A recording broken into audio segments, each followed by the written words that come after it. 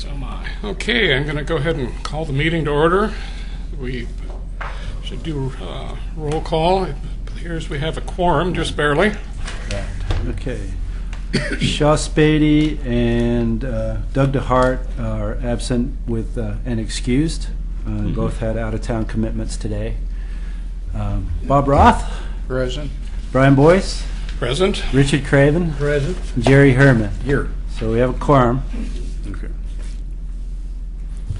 Okay. And my name's Pete Walter, and I'm staff liaison to the Natural Resources Committee. All right.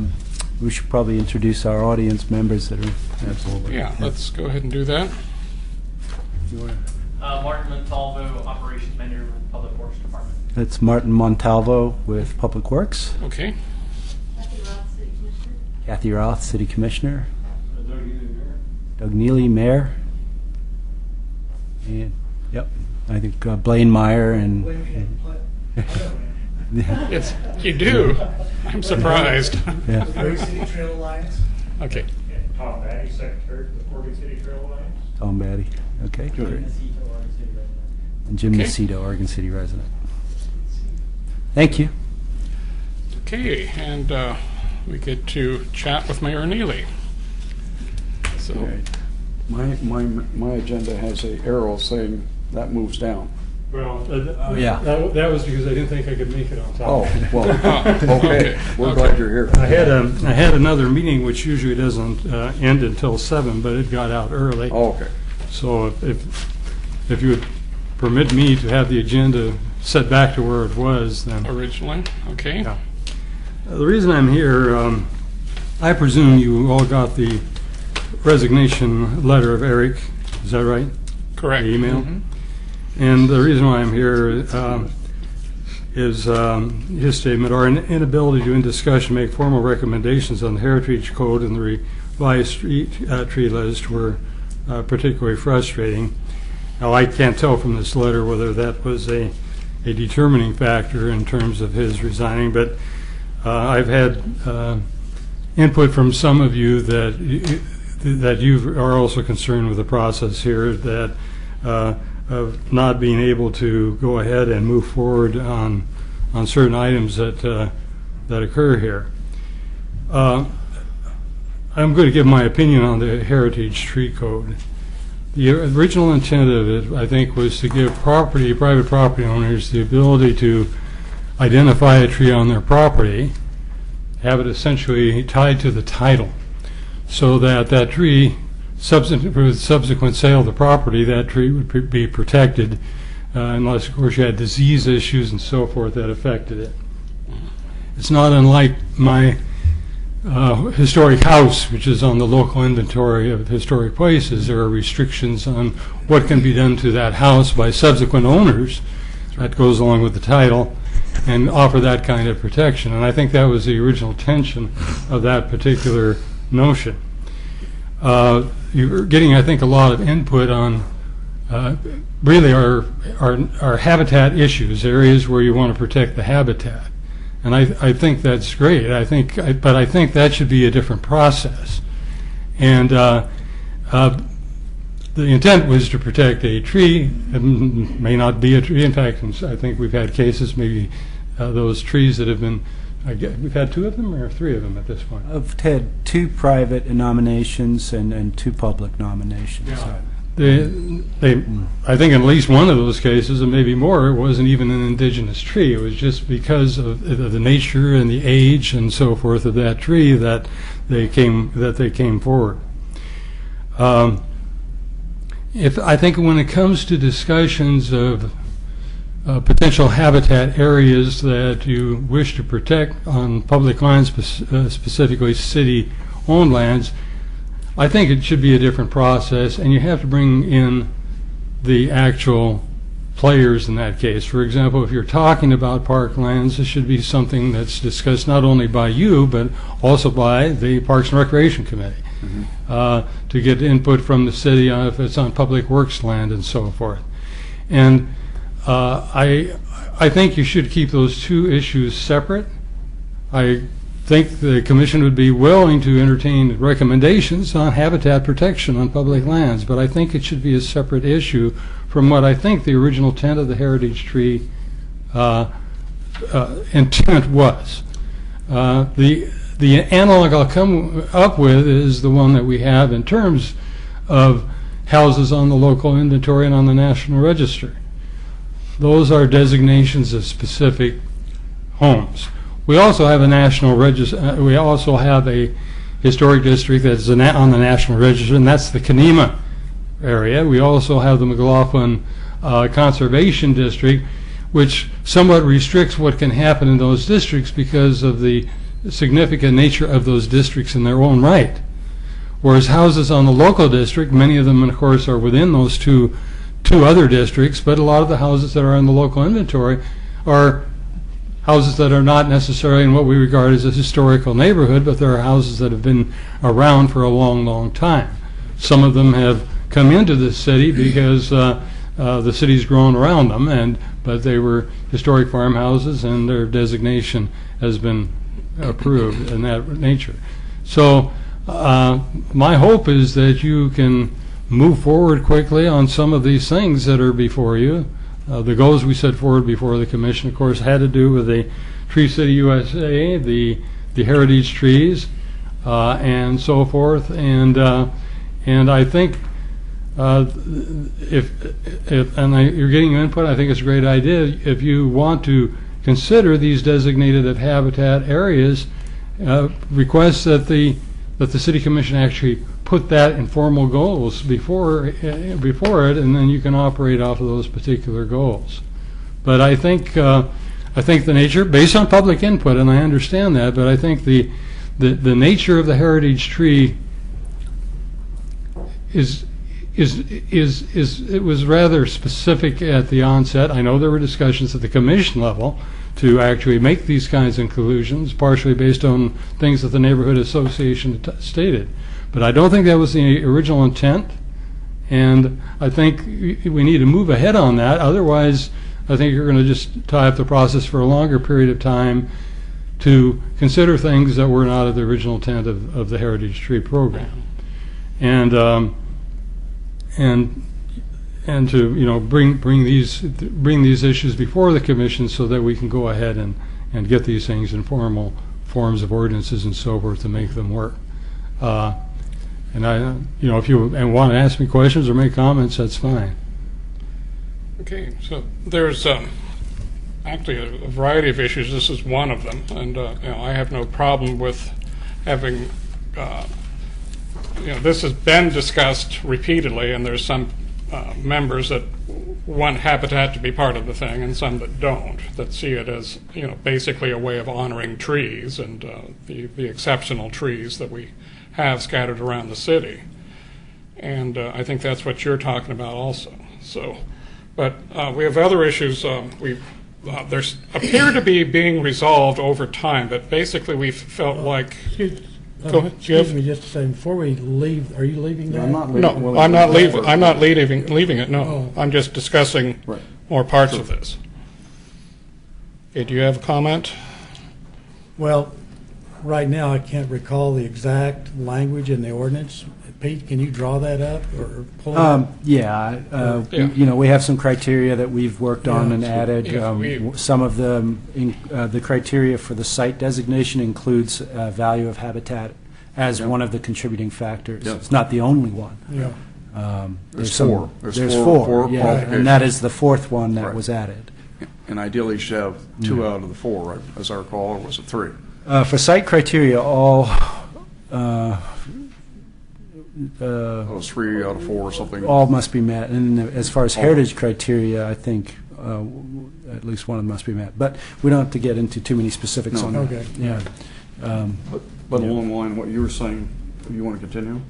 Well, I guess some of us originally thought that heritage trees should be about heritage trees, cultural, historical, so forth, rather than habitat related.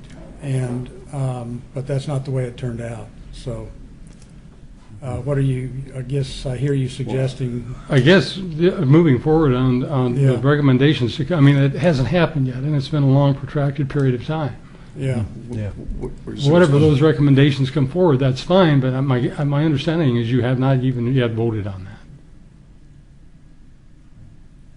Well, maybe Pete can address where we are on Right. that. So the last meeting we had testimony from the public, and the NRC decided that it was good testimony and it should be listened to and brought into a second round of amendments to the code, even though the code had been put forward for approval at that time. So we tabled the item for a work session, and we haven't set the date of the work session yet. I think these 2 or 3 issues can be worked out at that work session and then finalized for this committee to forward, bearing in mind that it will go to the Planning Commission as well as the City Commission, who can make changes to it. It's my impression that in that work session, we weren't really going to talk about habitat issues or anything like that. It was more or less the legalistic part of the language that I believe former Commissioner Nocita brought up and discussed. And that's where we kind of got bogged down, I Right, believe. and the specific So- issue, one of the specific issues in that case was that it be absolutely clear in the ordinance that all nominations go to the City Commission regardless of merit. I don't see any problem with that. So, yeah, there would be, sufficient documentation in a staff report for both the NRC and the City Commission to make, on the NRC's case, a recommendation, and the City Commission make the final call. Can you give a bit of clarification? I understand what the mayor's saying about the heritage designation applying to private property. If a tree had similar characteristics and it was on public property as opposed to private property, Right. what would be the corollary or the counterpart for that tree? Well, what would you call it on public property as opposed to private We property? could still have the same designation. Yeah, it's the same It'd thing. still be called a heritage, that's what I'm trying to clarify, it'd still be called a heritage tree. Well, and then That's what I wanted to make sure I And understood. I think one of the questions was whether a covenant is still applicable and legal in that case, or some other form of protection is necessary. Yeah, Okay. so it's on public land as opposed to real property. If Well, the city put forward a tree for nomination on its own land, then it would have the same restrictions that a tree on the private land would have. Right, I just was trying to say, exactly, Yeah. it's still under the Same heritage, yeah, okay, I just wanted to be clear on that. Right. yeah. And I think the test of this whole thing, to us, came over some things that were proposed for happening or not happening in Waterboard Park. I think you know what we're talking about. I understand that. And someone brought that to the city process, Bill did, 24 months ago, a long time ago. And then we reacted to it, and then we made a recommendation which went to you, but also was preceded by staff recommendation from the planning director that was opposing our position. And I don't know that that was ever sorted out, but There are 2 pieces of property that are involved there that have been the subject of dialogue. One's Waterboard Park, which is under Parks, and one is a piece of land that's Right. actually owned by Public Works. right. The thing is, there are more lands that are park designation that ought to be looked at. Absolutely. And that's not the only one. You've got the forested area at the boundary of Lateret Park, for example, which is a forested area. You've got land, I guess it's under Parks and Recreation, but it's not a formal park. That whole stretch of property along Clackamas River, adjacent to the sewer plant there, is city-owned property. It's not even a designated park, but obviously it's got tremendous habitat considerations. And I think the basis of looking at them is look at not only Waterboard Park, but also at some of other city-owned lands that in fact won't be used for other uses, and to formalize protection of those lands. So can I ask a question? What I heard you say was that habitat issues related to trees should be brought to you. Not only related to trees. That's part of the point too. I mean, you've got habitats that you have almost no trees growing in them. but they're unique habitats. Right. Well, what I heard you say, let me just state what I heard you say, was that the heritage tree ordinance, in your opinion or thoughts, was that intended primarily to protect individual trees of character and so forth. And when we went through the process, we included values that might include more than one tree. Sure, that's assemblage. fine. So, which would, of course, provide more habitat. And then the last thing I heard you say was that we should bring to you recommendations more related to habitat areas, like you just pointed out, which I agree. Yeah. But should we distinguish between the two? Because we think did. you should. We tried to include habitat values even in tree assemblages, whether they were heritage groves I think or they not. should be, I think, and there was some discussion, no vote was taken, there was discussion at the commission meeting dealing with this very specific thing. The thing is that the cultural significance of a tree, and oftentimes it has nothing to do with it being indigenous or not, should be considered. But habitat is more than the tree. As I say, I think the whole question of the habitat should be brought into perspective, but in a different manner. Then I'm going to ask, what would that manner be, do you think? I'm just trying to... Identify what you think are critical habitats that are located on public lands that you think should be protected. Probably basically city lands. I don't know if you're going to have any control over county lands and so forth. But it may be extended in that method because that whole northern bank of the Abernathy Creek that's opposite the river from the county-owned properties is county-owned land. Mm-hmm. And yet it's, you don't want to see any development on it, and you want to probably see it, would probably want to see it under some kind of category. And we might convince the county to go ahead and have the city make such a designation on it. And just to clarify, we have a natural resource overlay district that affects properties regardless of ownership, but some of these trees grow outside of that district and aren't under their protection. Right. And that includes steep slope areas and Waterbury Park and chunks of private and public land that all have trees or a tree or some level of tree canopy that is not afforded protection through the Natural Resource Overlay District because it's not considered critical habitat. All right.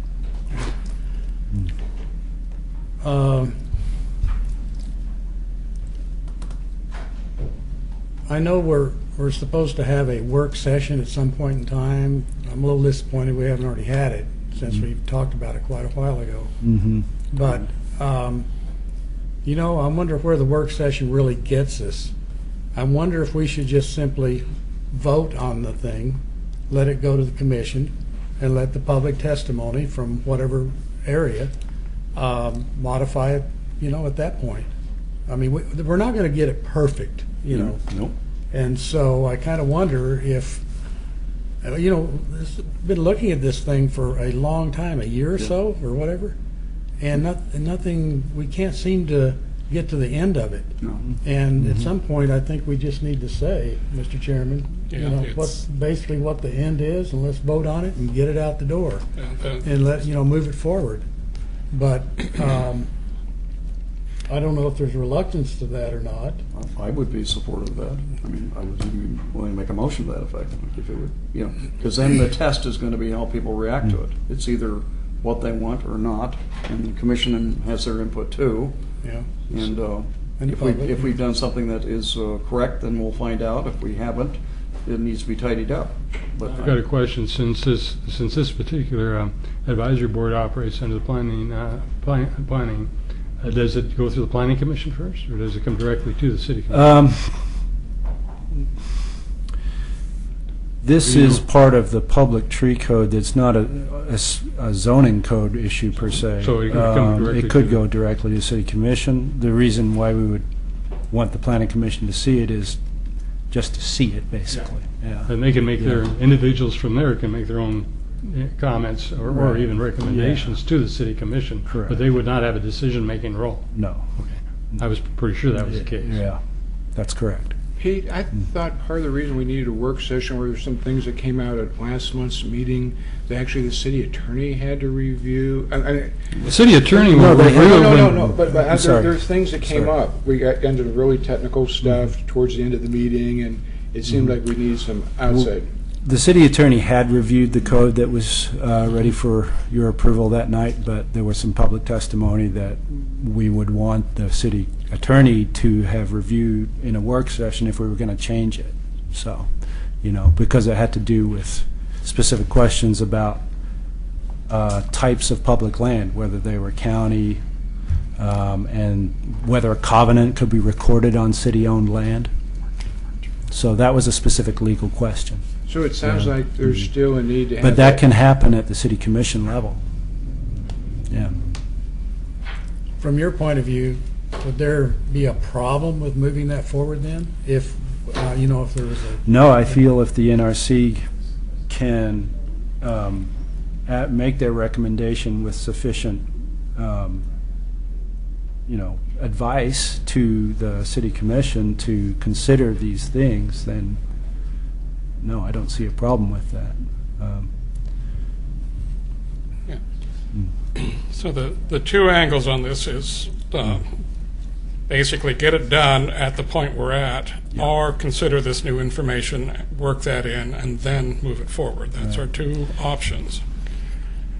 And well, we're, frankly, we're like 2 or 3 months away from moving it forward then, because right. we haven't even had the work session. After you have the work session, we'd have, and so, it just keeps going on. And I'm not saying, I'm not recommending what the best thing to do is, but it needs to move forward somehow, in whatever, way that is.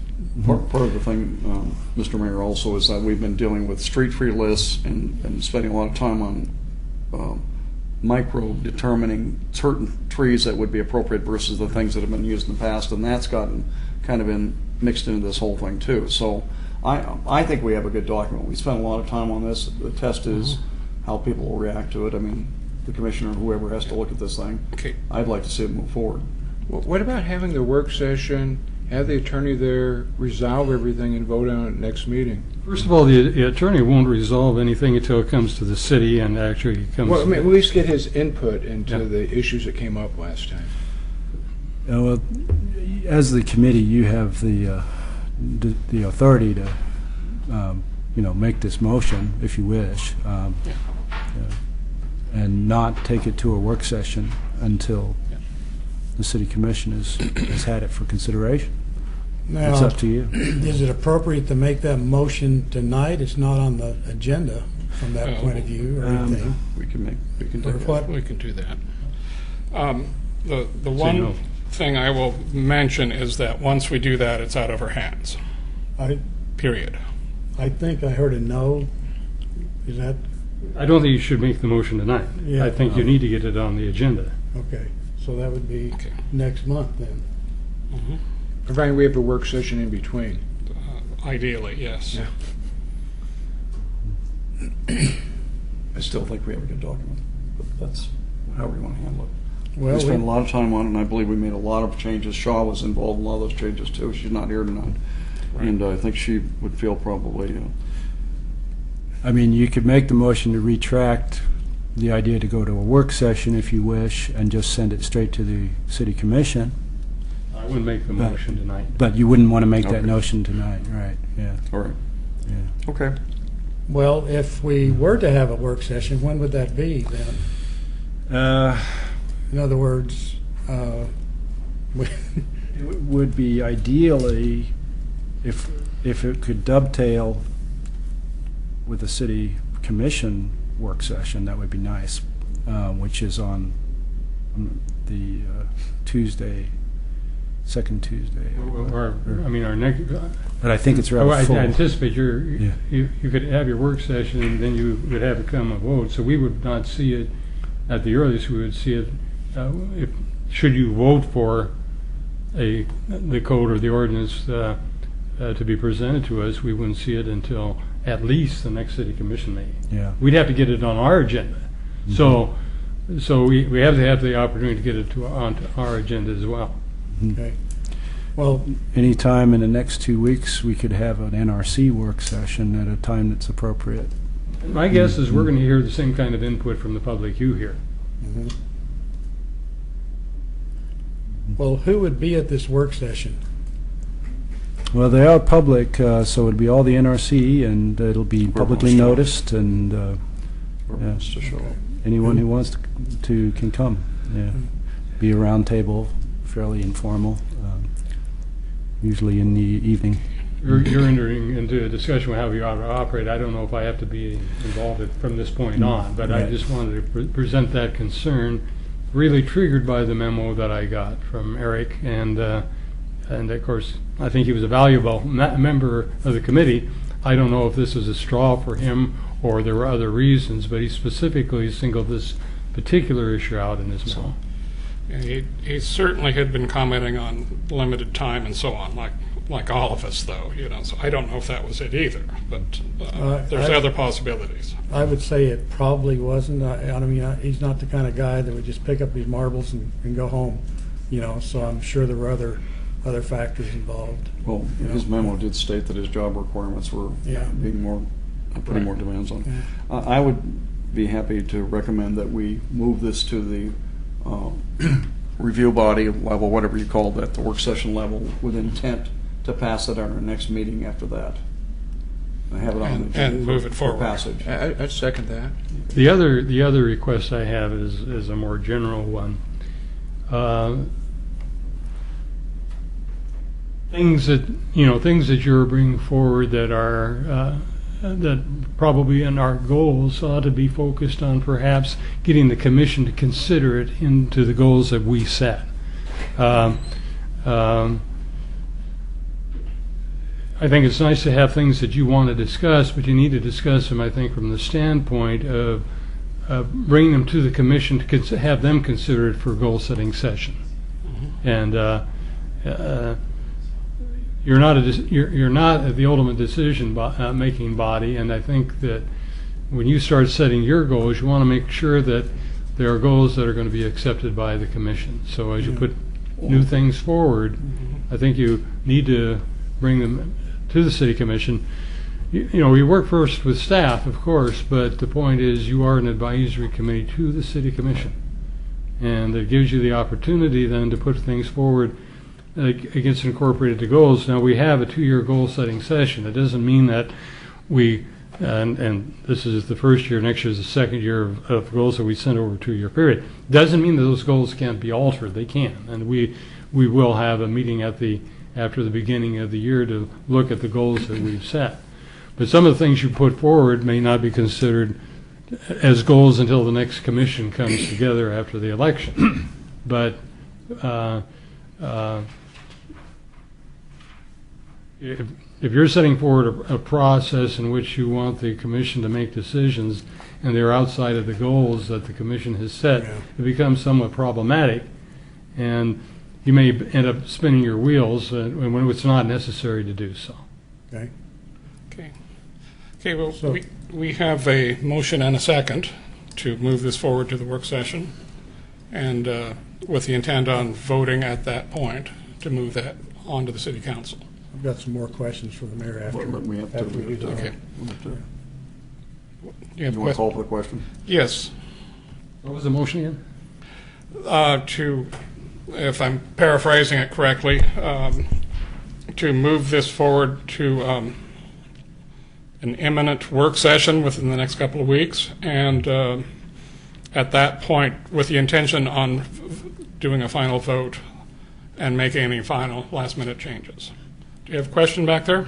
Yeah, I don't think you can move something out of a work session by a motion.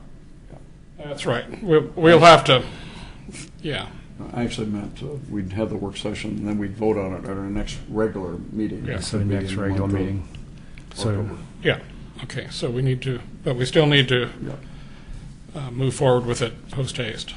the next regular meeting will be October 9th. I don't want to get involved the city commission operates on Robert's Rules of Order. Yeah. The chair does not make a motion. Right. True. And so, I don't know who's made a motion. I haven't made heard the a second. motion, seconded I by- seconded. Oh, you seconded it, okay. Mr. Rupp. Right. Okay, He's the chairman. yeah, Right.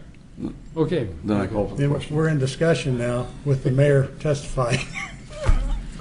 Sorry about that. That's okay. Okay. So, So is there further discussion on the idea of moving forward with work session? We just need to select a time, and we can do that under agenda number, section number 9. Okay. Then since there's no further discussion, I'm going to consider that passed, and we were intending to do that work session. you're not going to call for a vote. Well, So we've done everything else preliminary to that. yeah, we can go ahead and do a vote. I'm really used to consensus. I know you are. I Yeah. know you are. So how many? I'd like to vote on it. Okay, let's go ahead. You first. Yeah, aye. Aye. Aye. Aye. Okay, thank Okay, you. unanimous. Motion carries. Good.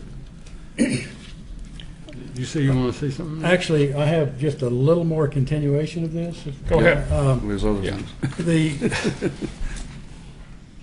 Sometimes, we've been, Jerry and I were involved on the original Natural Resource Committee for several years, and then now the new Natural Resource Committee is here, and here we are again. And I think all of us are still trying to find our way, like what is this committee all about, really? And how can we help the city? How can we be of value to the city? And we're, basically waiting for the city to involve us in things, I guess, whatever that might be. And I think part of my frustration is that we've been talking about trees for a long time. And I think there's other things, environmental issues, environmental whatever, out there that we should be discussing. And now, I went back and looked at the bylaws and the resolution 4-29 under the scope of activities, for this committee. And there are a lot of committees, in terms of coordination with state and federal agencies and so forth and so on. And the way I look at this scope of activities is that these are there's 12 items under scope of activities. And the way I look at that is that these are activities that the city is doing or should be doing in terms of protecting, furthering, or preserving natural resource, cultural values, and so forth. But yet, I don't see how the city is actually doing that. I don't think the city has a natural resource department per se, but I see that as a shortcoming maybe that the city doesn't. It doesn't have a focus, and therefore there's nobody in charge of looking at the scope of activities to see whether or not certain ones need to be addressed and followed and action taken at various times.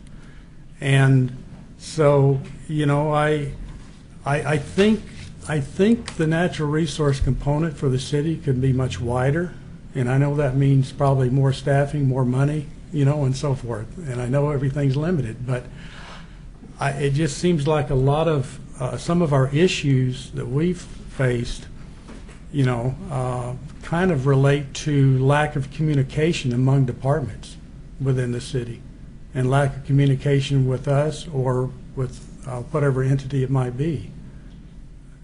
This kind of goes back to my idea, though, of things that you think ought to be looked at, be brought into our goal-setting sessions. Yeah. Because once they become goals, they aren't departmental goals; they are city goals. And oftentimes, those goals are met interdepartmentally. It's not just one department. And I think that's the best way to do it. And it gives you time to make those decisions. I know one of the areas that Shaw has expressed interest in, and I am too, is having a dark skies ordinance. Well, that isn't in our current goals, but it's surely something that the commission could consider in its next goal-setting session, is to include such a concept as a goal-setting effort. Interesting you mention that, because item number 11 under scope of activities happens to be recommending methods to protect the night sky through reduction of light pollution. And if There's 14 items under there, and it's really, broad. And I don't exactly see how the city is really focusing on those as maybe tasks to do as, budgets allow and as the priorities dictate. And that's why I think it's critical to get into the goals of the city. Okay. Pete, could you notify us, because if we want to participate in the city's goal-setting process, I think we need to have kind of like the calendar, the format of forwarding recommendation, just the whole thing where we productively participate. What I would suggest, the City Commission has had joint work sessions with other committees before. They're not that common, but we've had it. I would suggest that perhaps after the beginning of the year, and people start thinking about what the goals of the next year are, although I won't be around, and we don't know who will, but we're pretty sure 2 people will be around unless something happens to them, but we have an election in which 3 seats will be open. But the point is, we could have a joint work session, maybe even early next year, to start getting some of these concepts and so forth formulated into potential goals that the next commission could look at. I want to point out that I was a strong proponent of getting the first Natural Resource Committee formed, and I was the driving force of getting it reestablished, because I think you're an important committee. And it is somewhat problematic because the roles are a little less well defined. I mean, on some of our other committees, they're formed because they're natural committees that we have that operate with specific departments. You're assigned to a department because these tree issues are really land issues, and it seemed more appropriate to put under planning than it did under Parks and Recreation or something else. But the point is that you are kind of an oddball committee, and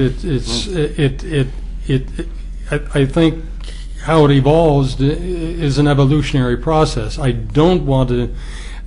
think the situation was very, very different, the previous Natural Resource Committee, in that you were communicating. It was still Pete that was here. You had good ideas. Pete thought they were good ideas, went to the planning department, and somehow they didn't advance. I think you're all aware that Tony Conoco is very committed to this committee. He sits in many of your meetings, which I don't recall the predecessor at all sitting on any of your meetings. And I'm talking about the Natural Resource Committee that you two served on in an earlier manifestation on it. So I think there's a real commitment on the part of the planning department to get work with you all, and I don't know that was the case the first time around, and the whole thing ultimately imploded. So I think it's a very different relation between yourselves and the planning staff than you had earlier on, but it's a case of trying to shake out how these things can occur, and I think the best way to have them occur is to look at these things, make some recommendations to the commission as to goals that ought to be considered. Okay. Did I understand you to say that several commissioners, including yourself, won't be here after the first of the year? Well, I don't know. I mean, we have three positions that are. I'm talking about the end of. Not if we have a goal setting. If we have a work session that after the beginning of the year, you'll really be setting up for goals of the year afterwards. I see. And the 3 seats are up. I see. I can't run because of term limits. Right. So I you're won't be talking around. about fall 2014 election. Yeah. Okay. Yeah. Right. And the goal setting session comes immediately after Right. the new commission comes into being. Okay. All right. Okay. From your historical knowledge, if I may ask a question, a further question, has there been consideration of having a natural resource group, Sideline. department, or a what would you call it, a volunteer coordinator type position that Bob has brought up before in the city? To my knowledge, no. Okay. Not on a formal basis. I think there'd be reluctance to have a volunteer director. Not a volunteer director, but a director, I mean a person employed by the city that was in charge of volunteerism. Oh, and that has come up Yeah. before, yeah. Yeah. Recruiting, placing, supervising. That has been, we had a person that sort of filled that bill earlier on, and worked closely with neighborhood associations and so forth. I mean, that's something that could be considered by the next commission as well, as to identify somebody that works less with the committees, because those committees are associated with departments, but neighborhood associations, CIC, coordinating volunteer activities that emanate. I mean, our city cleanup, of course, public works and code enforcement and parks. They all get involved in those kinds of things, and it'd be nice to have a volunteer coordinator. I agree with you. I think one of the direction I thought you were going to go was the city administrator has indicated to us personally here that his dream is to see a forester, city forester. And I'm not going to speak for the committee, but we'll a number of us will talk about this, where that's really what's needed, or is it really a natural resource specialist, an ecologist, whatever that might work in volunteerism issues part on the side. And I don't know how it's being sorted out, but I will tell you someone from West Lynn told me today, I won't say who he was, but he did tell me, and he's honorable, that Well, that eliminated a few people, because I know the ones that are she's. There are a few good people over there. John Borden indicated to me, John, that he'd heard that there was actual discussions with Dan Green, the county forester. He's the county. I've known Dan forever, about establishing that forest person here in the city. It's not that far evolved yet, is it? Or do you know? I can say it. We certainly would support it. I mean, we have not heard of that in any city manager's report at this point or anything. Okay. Well, we'd certainly support something, but I think we also feel like, North Clackamas Parks District has a urban ecologist specialist that heads up a lot of these things that work between departments. And so we're kind of doing that, and it isn't always working. But it's getting better. I think Richard is correct. It is getting better. Should we identify such a person? Maybe a natural outcome is this advisory board then goes under that person. And we'd certainly like to suggest some formulation of what that person might be. I mean, we set up a joint work session. I think we have some specific items we talk about, and that could be one of them. Okay. I've spent 40 years in the environmental consulting business, and so have you, Doug. And, Mine. And basically, I'm not sure that an urban forester is needed, but I think it's more of a generalist, an ecologist, ecological focus, because there's so many different things that an urban forester would never really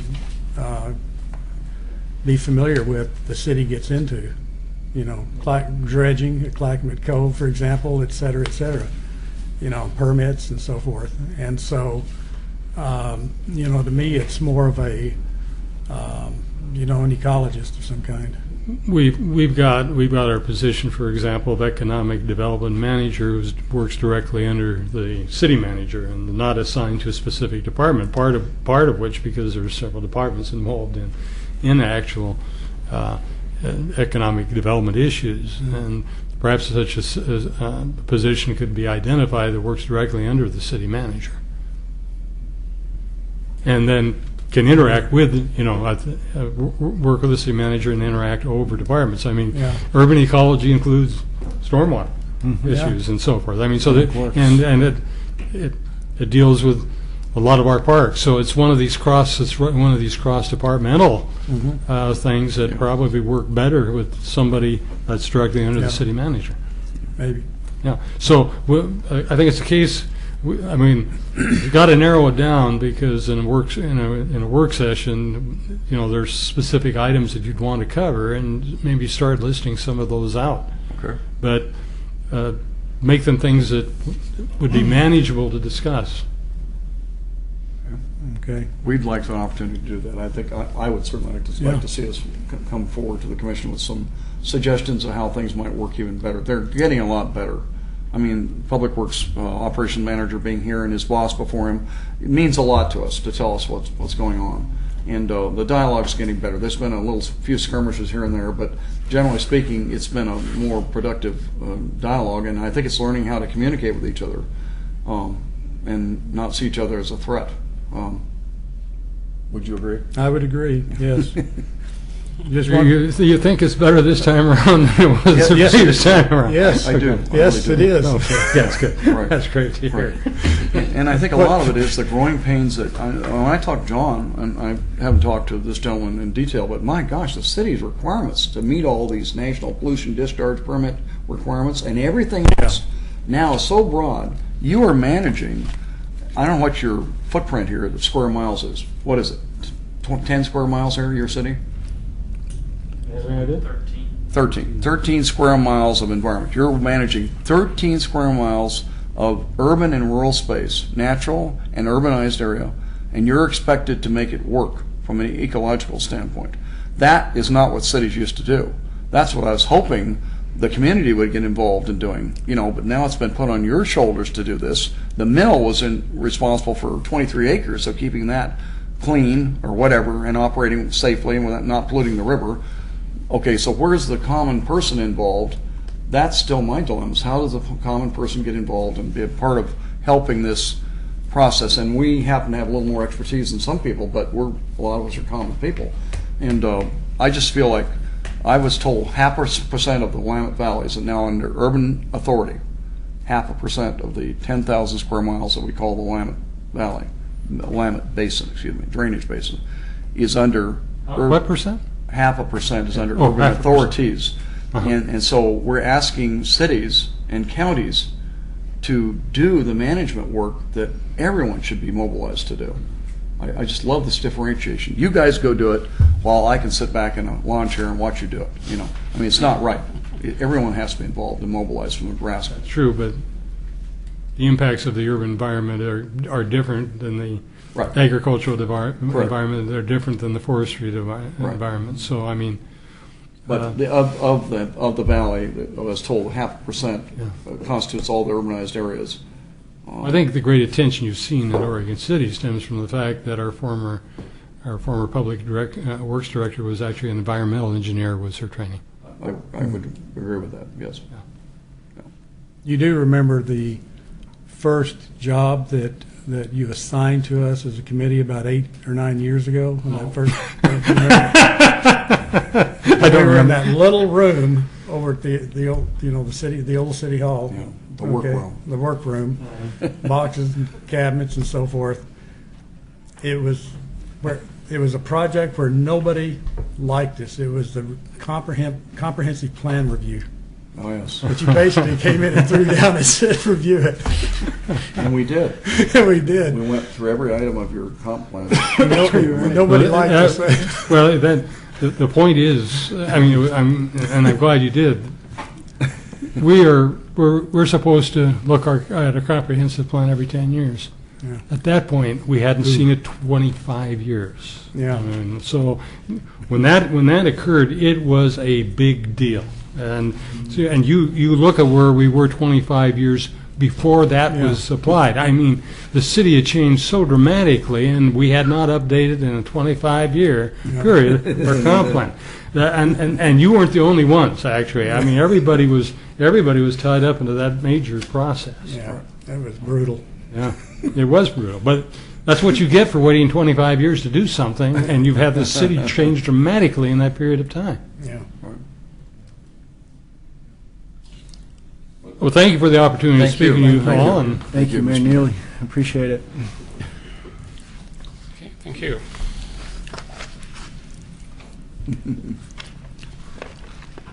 Okay. Can I ask a question? Yeah. Meyer was here earlier on. Was he intending to speak to anything? He was. Yeah. He may have gotten impatient, I don't know. Oh, okay. Yeah. All right. Blaine was here to talk about the Oregon City Trail Alliance. Newell Creek Canyon, all sorts of things. Yeah, and, Newell Creek Canyon. Newell what's- Creek Canyon what's bicycle trail. proceeding there, and, Yeah. okay. Could we maybe get him on the agenda next? I'll go apologize to him. Oh, sorry. Thank you, Doug. Thank you, Doug. We have to approve some minutes, and then we can have Martin. Yes, go ahead on we've got two sets of July and August, May minutes to approve. So these are some of the minutes that have been compiled by our new transcriptionists. So the way this works is the transcriptionist sends me the minutes in a computer format, and then we just send them forward after we've done a quick spell check. So that's what you're seeing. And if you see anything that needs correction, let us know. Otherwise, we're recommending that you approve these for August 14th, 2013, and July 10th, 2013. And we will be working through a backlog of minutes as we go forward. And if you've had time to look at them before the meeting, that's great. If not, just say yes. Just kidding. Well, I guess while they're looking, I just want to clarify that Okay? that the city commission doesn't work for us. Well, that's not what I heard. That's not what I heard. That we all want to work together. Kumbaya. That's what I heard. That's not what we're talking about, Rick. Oh, excuse me.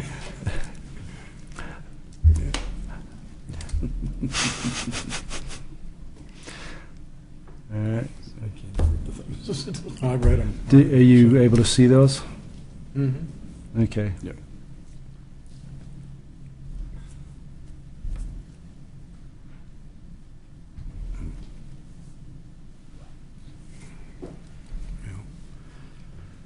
Okay.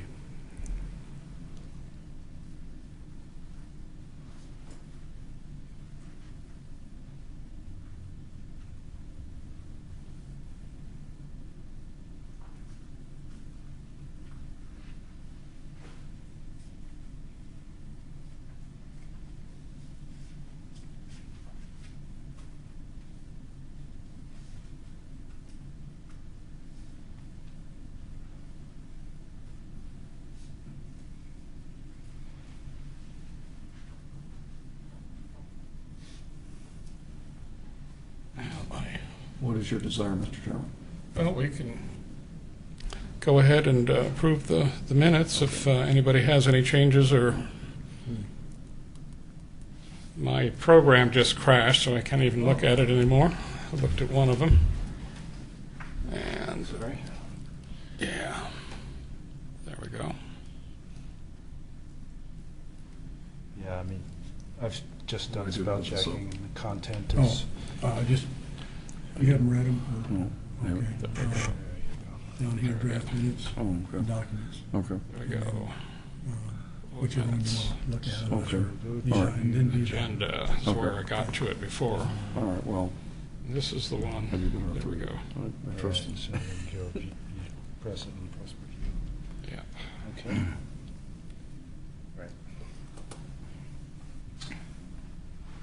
Now, these minutes are pretty bare bones. The idea is that the video and the minutes together is a complete public record, so they don't have to be exhaustively reviewed.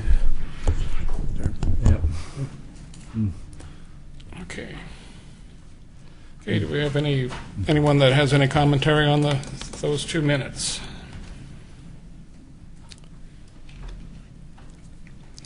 Okay, so let's go ahead and vote on those then, and approve them. Since I hear no comments, I'm going to ask that we go ahead and, By consensus? Or? we can do it by consensus on both. You said vote. Or do you want to vote? Yeah. Aye. Aye. Aye. All right. Okay. Okay, so the minutes of August 14th and July 10th, 2013 have been adopted. Thank you. All right, thank you. Okay. Hard work. All right. And Okay. okay, our next item is the public comments on non-agenda items. Do we have any public comment?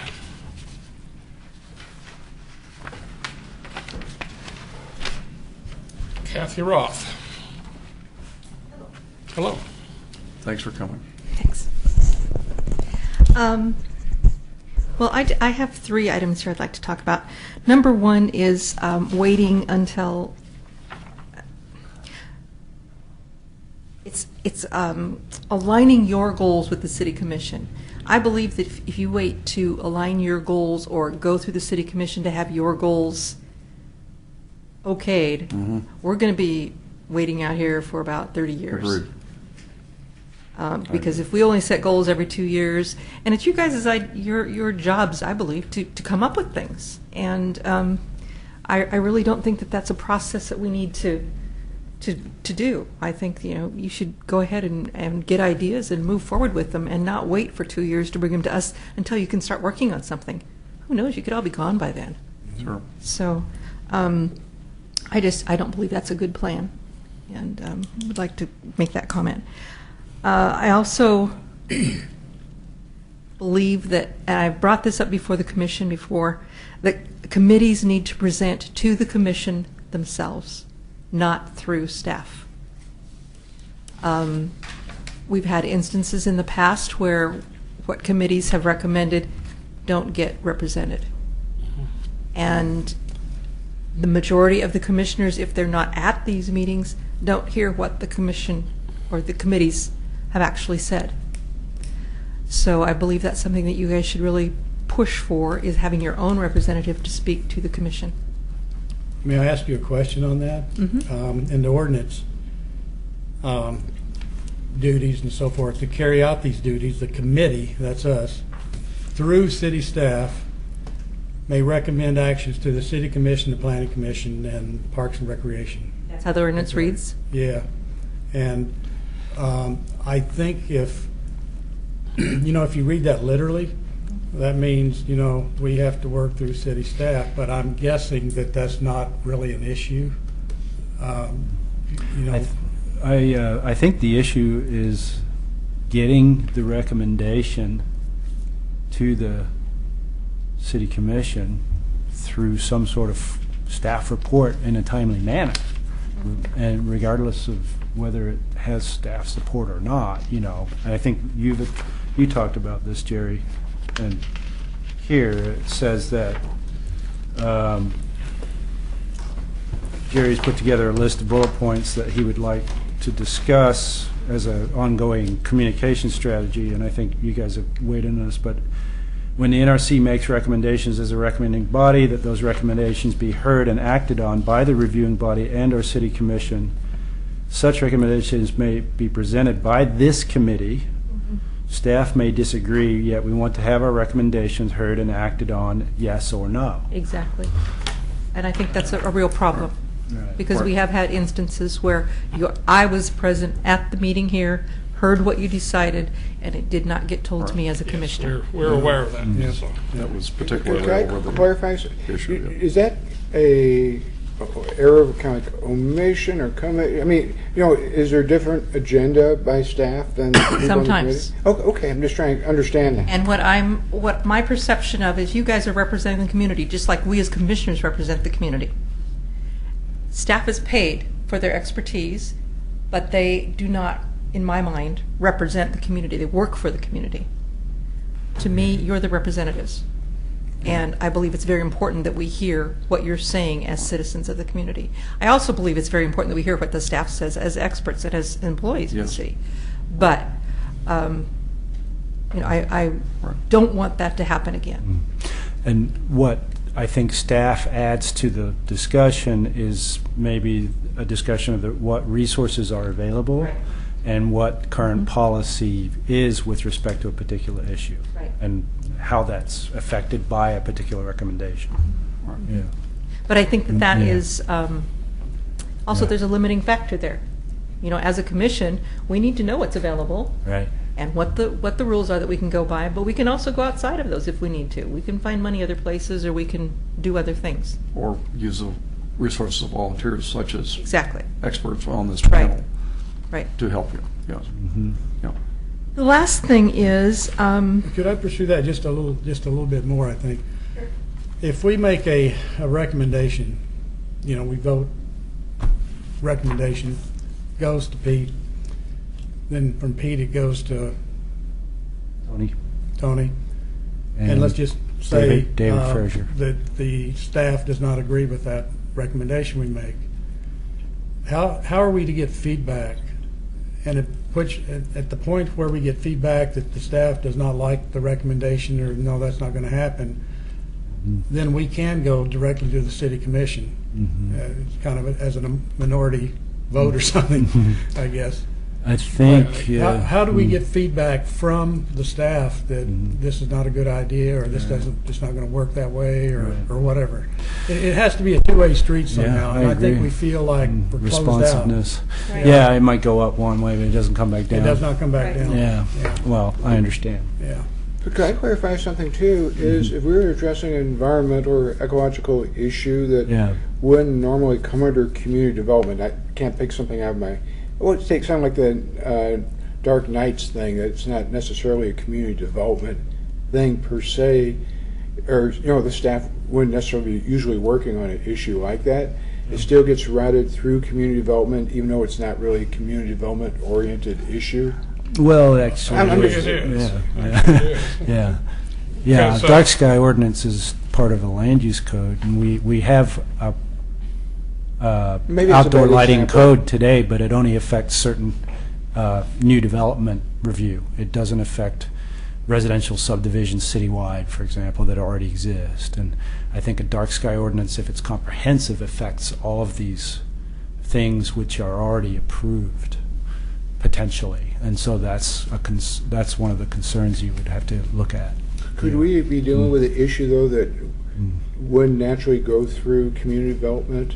That Oh, get routed? sure. I'm just Absolutely. trying to understand if everything automatically it's routed through community development, if it's not a community development type issue. Well, Yeah, this has to do with the communication with other departments, Public Works and Yeah, okay, Parks. yeah, that's what I'm trying to right, understand. and getting timely responses back from the managers in those departments. Okay. Right.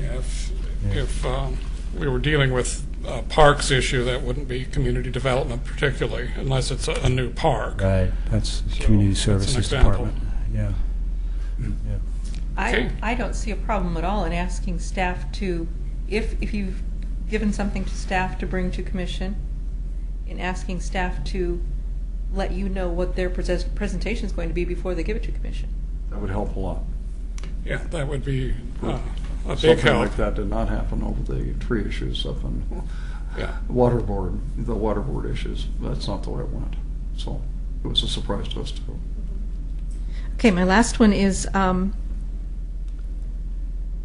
the expertise on the committee is much greater than is available for the staff, and that's not speaking derogatorily against the staff. It's a budget constraint, and it's, we've got people that are stretched really, really thin. Like Pete? Yeah, I wasn't going to say that because I just told him he was dragging the bottom.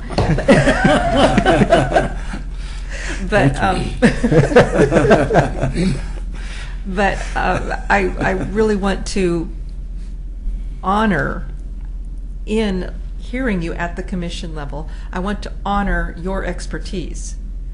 And, I trust all of you that if you don't have the expertise that you need in a certain area, you're going to find it. You're going to get it somewhere. And so I would just like you to keep that in mind, that when I hear from committees, not just your committee, but any committee, I honor the fact that I believe those people are doing their best job and doing their homework in making their decisions. And it could supersede the knowledge that's available to the staff. Not that the staff isn't knowledgeable. It's that they don't have the time or the resources. So, Thank you. okay. By the way, on that subject, this is a very moderate group. I want you to meet soon the League of Conservation Voters if you want an extreme viewpoint. I was on that board, and I support a lot of things that they are for. But these people here were about getting things done in a moderate way and combining efforts together and not polarizing. I mean, everyone is on this group wants to do that, and this could be so much more extreme of a group than it is.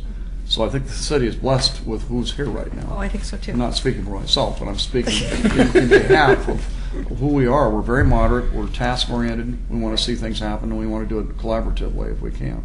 Right. And last before you leave, this thing, I didn't do this by myself. This is something Yeah. we met as a group. And I think this is really, if you look at it closely, we're not going to go over it tonight necessarily, but this is the substance of what we need to come to you about. Because our bylaws state certain things, which he went over, but not everything. Why aren't we meeting with PrAC? And by the way, why aren't they meeting with us? Our bylaws say we're to meet with them yearly. Their bylaws say we don't have to meet with anybody. Okay? There's Well. things that could help, get that relationship going stronger too. And then there's some things that we really are seriously concerned about. I mean, we made a statement about the majority of these people on this committee. Bob hasn't seen this yet, but the majority of us talked about this, believe that there's some legacy values that need to be protected in the city. And we're not just going to remodel the landscape for some new project if we can avoid it. Let's design around it if we can and preserve it if possible. If it isn't possible, then fine. Minimize the impacts and move on. But I'm sensing a desire to plant big trees in the city. That's coming from your administrator, and I support that. But big trees in the city being planted does not mitigate for the destruction of other assemblages that have value if we can avoid them from being destroyed. And I think we all agree, Dr. DeHart, if he was here, I'm sure would have that kind of thinking to present too. So, but Well, I just- think just we so might you come to know- you soon. This is better to bring these concerns to you sooner than later. I'm not willing to wait 2 years to integrate our goals with yours either. Right, right. So- And, we all have to rethink our values at times. And something that was very much a part of my campaign for commissioner, I've been asked recently to rethink. And I'm really, really considering it. Because I think I have to go away from what I really want as a person to what's best for the city and what's best for all of the citizens, and not just me or the people on my street or, those kind of things.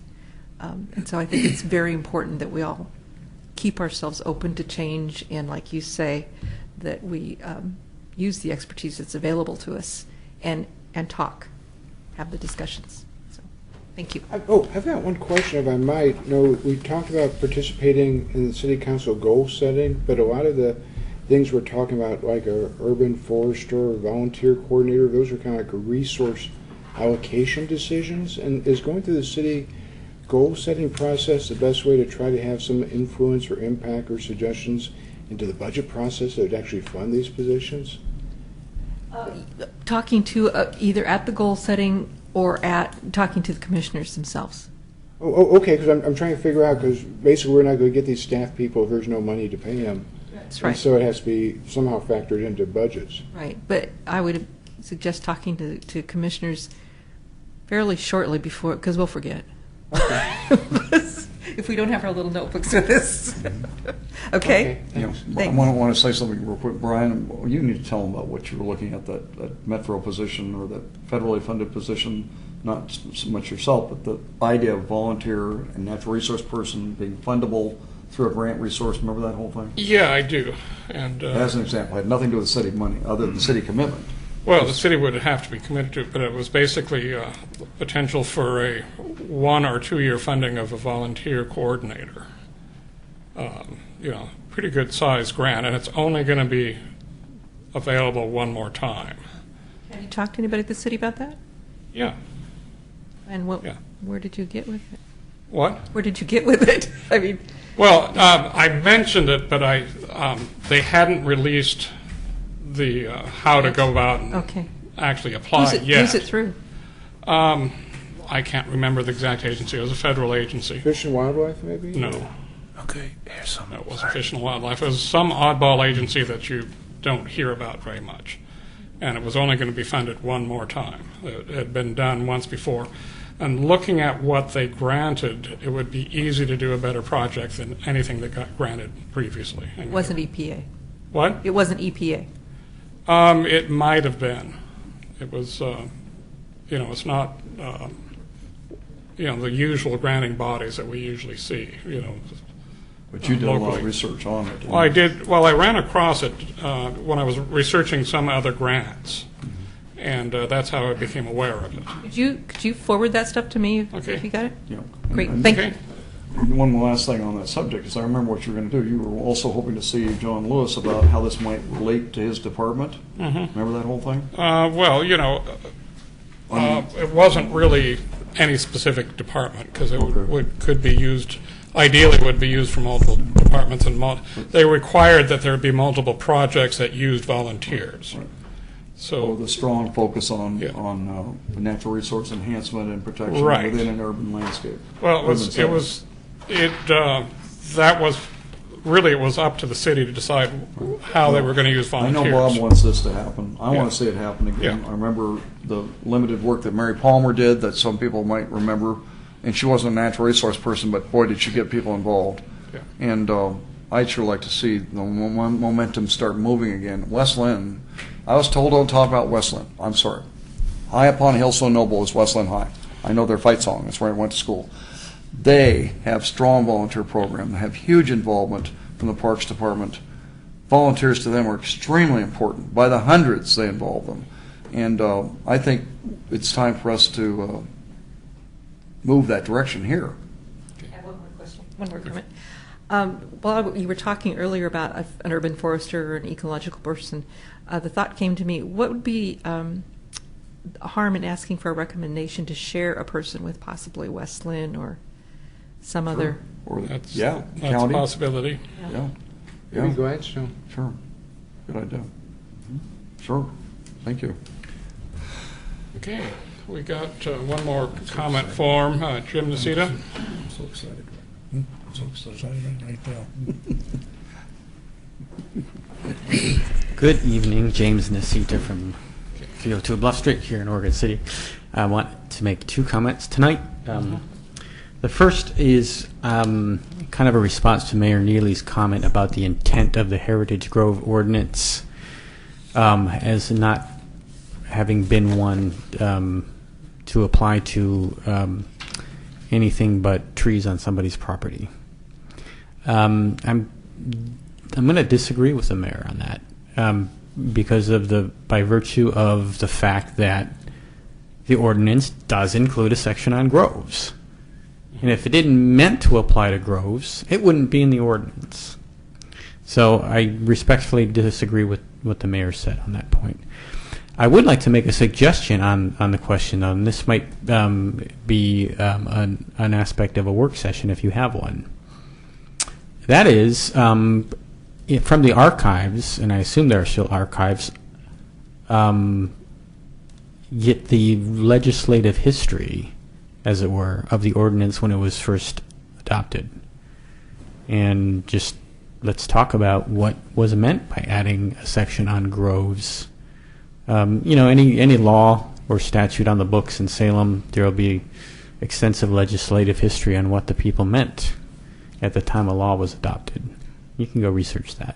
I imagine we have a file on the ordinance development of the current Heritage Grove ordinance and what was meant by adding Heritage Groves.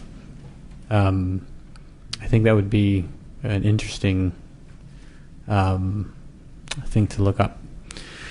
So that's one suggestion. Secondly, I want to give you an update on what happened at the McLaughlin Neighborhood Association last week. At the Thursday's meeting, I presented a proposal that was adopted by the McLaughlin Neighborhood Association to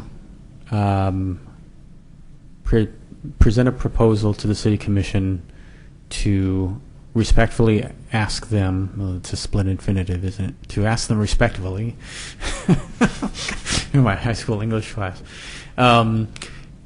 to consider, to schedule a regular agenda item on the Heritage Grove application that was proposed almost 2 years ago now. Yeah, for Waterboard. For Waterboard Park and for the public works site adjacent to it.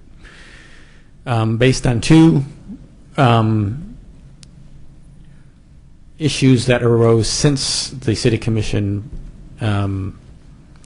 had the work session on the matter. First one was what we discussed here in the language that was quietly submitted into the first draft to make a requirement that such applications could not take place on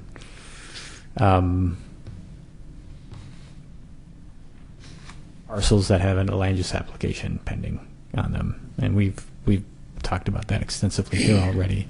And the second thing was that happened since then was Public Works Director John Lewis, I think, did an amazing, wonderful thing and just kept an open mind and had that drawing commissioned, to which actually showed an alternative for the upper yard site that actually retains most, if not all, of the white oaks and basalt outcrops.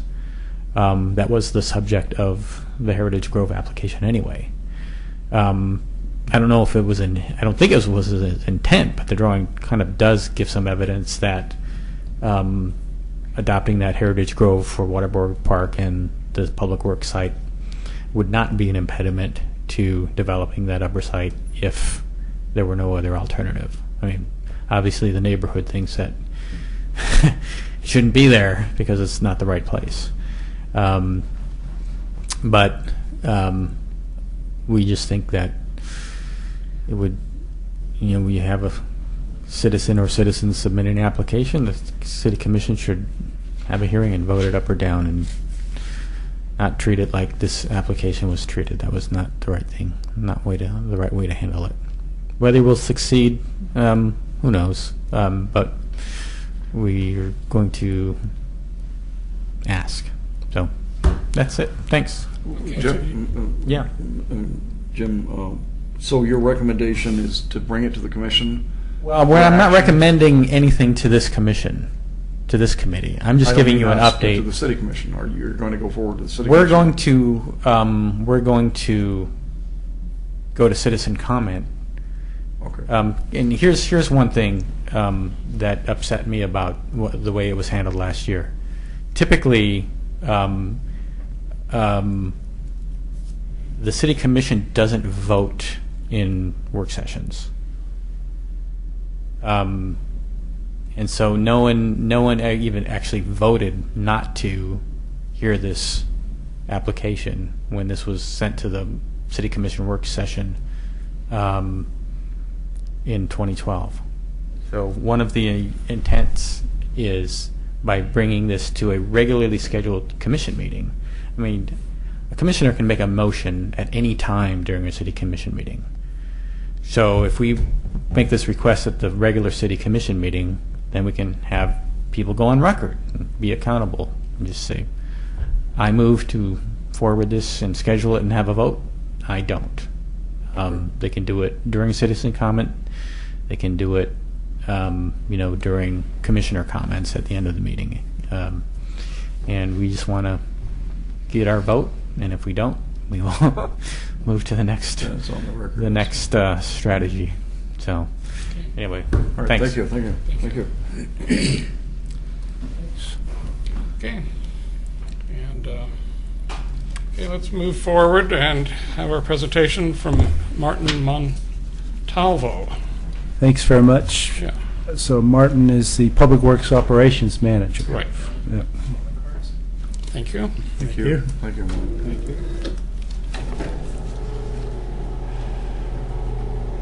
And Martin's given a presentation to us tonight on Public Works, landscape maintenance. And we may need to flip the screen over to the... Oh, there it goes. Yep.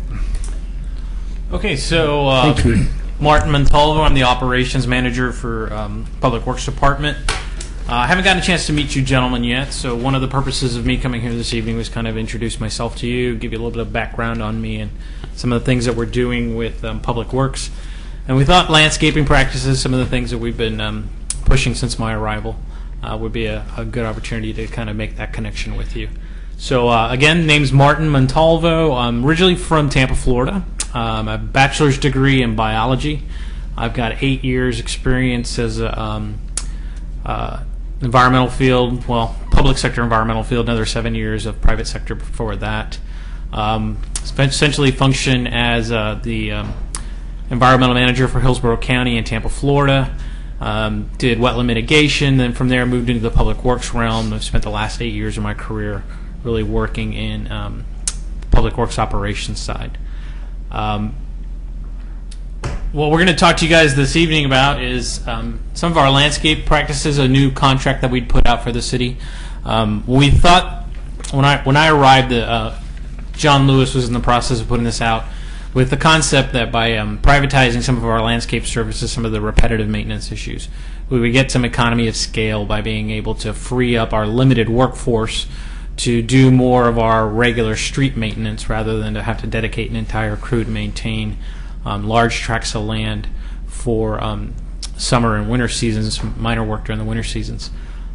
So we've gotten some good replies and some good work product from the contract work that we've put out.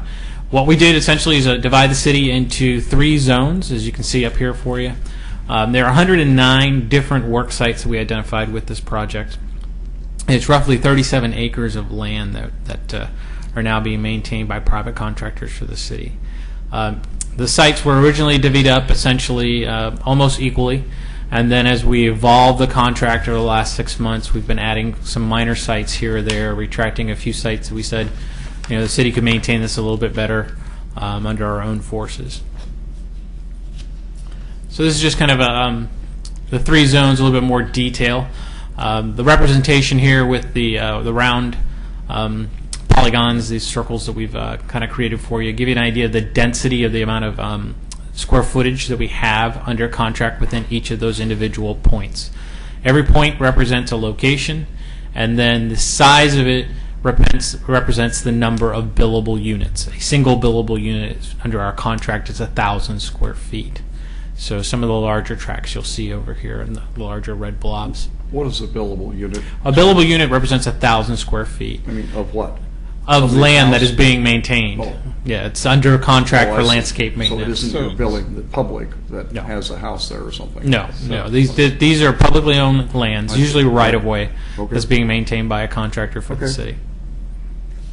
And one thing I should point out, the pinpoints are essentially a centroid, so you could see one that says, here's a big 100 billable unit, but the one that you see there along Beaver Creek Road is essentially the road itself. Contractors maintaining all the right of way along edge of road, medians, and then any islands that we have associated with that. Mm-hmm. So this is our second zone B. It's over on the southern perimeter of the city, and this is being maintained. We have 3 contractors on contracts: DeSantis Landscaping, Earthworks Landscaping, and CNR Reforestation. All the contractors are licensed and meet the current hiring practices for the state as well as the city that we define within our contract. This is Zone C, which is basically the northern perimeter of the city, and this is our largest zone. It's being maintained by DeSantis Landscaping. Has some of our little bit larger density in terms of sites that were assigned to them. They have the largest contract, and we'll go over some of the details of the contract itself for you. And on the right-hand side, you'll see a listing of all of the sites that were assigned to them. No, it's a little small. Wasn't sure the level of detail that you guys wanted to go into here. Before you leave this Sure. map, I see no downtown areas within the scope of maintenance. Are you doing downtown? Most of the maintenance? downtown work's being done by in-house forces. I Most of the downtown work is being done by in-house forces. Okay. Who do you think those are? It's Public Works is doing some of the work that we have within the downtown Main Street corridor. Mhm. My staff is doing most of the work in there. So, Okay. The reason I was asking is in my youth, under a grant funded, which ended 6 months ago, I'm continuing to have them do all the downtown street tree wells and dig out weeds and continue to head things back on Railroad Avenue. They're up on the side of the rock, though you probably don't know this, on the concrete walls there. That place is just terribly overgrown. And we went all the way down to 12th Street, and we continue to maintain that every 2 weeks. All of the Singer Falls areas where Well, we I'm maintain talking about all of all- that. yeah, yeah. All of the hanging baskets that are running along the. So you guys do that, Yeah, huh? we do all of that, and then Okay. as well as the planter boxes that are located throughout the Main Street corridor. And are you watering the street tree walls? The street tree wells, no, we're not watering those. We are, just for the things that we put in there. I just thought I'd mention that too. Is there a coordination between you and Well, it was them, in a or grant what? I wrote that John Lewis signed off on, and the grant's well over, but I'm not going to let the plant material die. The point was to make the downtown look more attractive, and I have a hard time seeing when $2.5 million's been spent in the downtown on streetscape, which is mostly, hardscape, that the rest of it can't look good too, and especially clusters of weeds coming up. I'm not blaming you guys at all. I'm saying somewhere I'd love to see one of those circles include, I don't know what you do down there, but we're going to continue to try to keep it looking good. Maybe we can talk with you more. I don't know. We're happy to have a conversation with you in regards to that. Right. Yeah, I guess that's what I was asking. Is Yeah. there coordination? My conversation with John prior to this, but yes. No problem. Thank you. So is there ever been the stuff you do in-house, has that ever been expressed in billable units just to compare it? We track all of our work now since my arrival. We generate work orders for all of our work activities, and that's one of the initiatives that we've been moving on for the last 6 months, is generating a comparable cost for city work versus contractual work. So we don't have that data set, not to a point where it's something I'd publicize. It's just we're still building up what's referred to as a computerized maintenance management system. It's basically tracking all the work that we do in public work. Yeah. That's still a data set and a capability that we're developing. Okay. So with the work product, one of the things contractors were issued, essentially on the right-hand side, you see a site data sheet that details all of the work that's supposed to be conducted on that site. It outlines the limits of work that's supposed to be conducted. This site that you see here is our Barlow Crest Reservoir. It's kind of representative of the data sheets. It outlines for them location, size, the billable units that they're allowed to bill against for the frequency maintenance that's outlined, a site description, some primary duties. Each of these sites has unique characteristics, so we try and outline that for the contractor, so when they're bidding on sites, they kind of know what they're getting into. The other thing, Threatened or endangered species on any of the sites? I don't believe any threatened and endangered species surveys were conducted prior to the contracts being let. So we just don't know. I don't know. Yeah.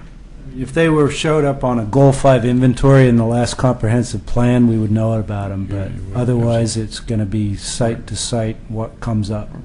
Oh, okay. Yeah. If there was something, somebody came across it, would Right. they know? So when a contractor, I'm looking at the screen, when a contractor has this document in front of him, it tells him frequency and the time of year for these various activities. Is this model something you guys developed, or is this something that is? This is something the city standard developed. Pardon? This is something the city developed. Okay. Have they had this for a long time? The contract's been in place now for 6 months. Okay. So it's a new procedure. Okay. Yeah, it's basically a maintenance schedule. It Yeah. gives the contractor an I like idea it. of what you're bidding on, Sure. the kind of services that we anticipate, the seasonal variation that you have on each of these sites. Sure. There's some sites, obviously most things are going to require more visits during the summer growing season, spring, summer, and then waning down in the fall. And then you're going to transition from more of a maintenance type activities to hardening and weather setting when you start moving into fall and winter. So, and that's noted here on all of these sheets. Some of the sites don't have any weatherization that needs to be done, but there are several sites that we currently have that require irrigation, and as we start moving into the winter season, all of that work transitions. Okay, so you'll have, like I said, to the bottom here, this is the schedule, just a representative example. There is a set schedule for each of the 109 sites, and it's basically individualized. We have a set pattern that we use based on the type of site, but then we individualize it based on field knowledge from our staff. It's Okay. a great idea. Thank you. Yeah. So when we put this out, because there's so many sites and they're all variable and scattered throughout the city, we came up with a work-type billing system that basically allowed the landscapers to bid on a unit price. This is where we get back to that billable unit. So for every billable unit, which is essentially every 1,000 square feet, you're going to charge us X amount of dollars for this work type. So they could bid, I'm going to charge you $10 for every billable unit of general landscaping that I have to do. General landscaping, essentially what you would do in your yard. Highway landscaping is a different animal. And essentially the difference is the maintenance of traffic requirements that's required under state and federal OSHA. That requires additional staffing, different roles, some flaggers in some instances. So that starts bringing up product cost. Streetscape landscaping is something that's different in that most of these facilities are some sort of water quality enhancement facility, or they're more of a along Beaver Creek is a good example. The retention systems that we have along Beaver Creek, they're essentially designed to work as rain gardens for our stormwater runoff that comes off of there. That's a little bit more hand labor intensive work than just sending guys out there to do traditional landscaping. So we allowed them to build that as a different unit. Each of the contractors, when they put in their bid, their variable costs for these were all calculated and run through a calculation system that gave us a comparable cost to say out of the 8 contractors, who 3 are getting the contract. So that was a very lengthy and a little bit more statistically heavy analysis than I cared to do. But we were able to get it done, and I think we got a good work product out of it. And then down here again, this is a blow up of the work frequency and the kind of requirements. The tasks that you see on the left-hand side that is not an exhaustive list. I think at our last count, there's actually 24 different task types. I just gave you a representative example from one of the sheets. So it changes from site to site. A good example is for our water quality retention ponds. The work taskings that are assigned to that are quite different than you would give to a general landscaping site. Okay. So how much is this contract costing us? Isn't it saving the city time and money in terms of product? What you see across here is kind of a breakout for each of the various zones and what we're paying these contractors on an annual basis to maintain these various areas for you. I'll kind of run through Zone A for you to kind of give you an example. You'll see the three work types listed on the left-hand side and what that contractor bid to maintain each billable unit for that work type. As you're moving through the rows from left to right, what we've done is broken out how much of these billable units are getting billed back to each of the departments. What makes this task extremely difficult is that I've got 5 different funding mechanisms that are paying for all of this depending on who owns the land. Yep. If it was acquired through my water division pays for the maintenance of that site. If it was acquired through streets division, they pay for it through their funding mechanisms. Sanitary sewer pays separately. And then the oddball is urban renewal has several lands that urban renewal doesn't have an operational component. So I maintain urban renewal's lands for them, and I have to have a mechanism to figuring out how much we have to invoice them for at the end of the year, which is a practice which we haven't done before. So we're kind of making all parties whole again by making sure everybody's kind of feeding into the cost of this endeavor. So as you move over to the right-hand side, you kind of see a quantification as to how much of each of these billable unit types, this general landscape work type, they have 506 billable units of that. Highway type, they only have 1. Streetscape, they have 11, and then you see a grand total, and then a total cost of what that contract cost me for each individual contractor. Total cost of this whole contract for all 3 sites is just shy of $130,000. Now, that's 37 acres that we're getting done at $126,000. Comes to roughly $3,400 an acre that we're expending annually. For some people, that seems like that's a lot of money. That's remarkably cheap. Yeah. Remarkably cheap. I'm sorry? That's remarkably inexpensive. That is, and yes. I appreciate you recognizing that. You mentioned that to the average homeowner, and they go, "Oh, $3,400 for an acre a year." If you look at it in terms of staffing costs, for $126,000 a year. Now, remember, $20,000 of that is urban renewal, so I couldn't even hire a staff person with that. So you're really looking at $106,000. I could barely hire 2 entry-level employees for that cost. And I couldn't maintain all of this land for the entire year with just 2 employees doing that work function. So is the city getting good return on investment with this endeavor? In my opinion, in my experience, we are. We keep working with the contractors to see what economies we can get to try and bring the cost of this down. But to date, I think we've done a really good job of implementation. The contractors are happy, staff is happy. I'm happy because by not having to dedicate a crew of 4 individuals to maintain all of these properties for the summer, we've been able to get farther along with my street and other maintenance requirements than we ever have. So crack sealing, we're about 14 sites ahead of where we were last year. We've completed all our requirements for this fiscal year and are moving into next year. Our PMUF program with our maintenance of roads, we've completed everything we had scheduled for this year, and we're able to get a few extra sites completed, all because I had the latitude of people that were freed up and gave me additional resources. So Sure. I'm sorry, go ahead, Bob. I was going to say, could you talk a little bit about what kind of chemicals are applied as part of the maintenance wear? And I'm sure you heard about that big bee die-off. That's a very good question. I'm glad you brought that up. Within the contract, we wrote in that I'm a licensed herbicide applicator myself.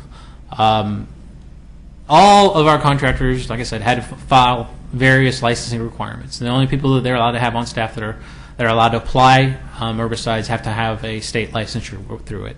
We gave them a list of chemicals that were banned, and one of them was, and I cannot recall the name of the chemical, was the culprit product that DEQ had outlined for us that was suspected of causing the bee kill over in Wilsonville.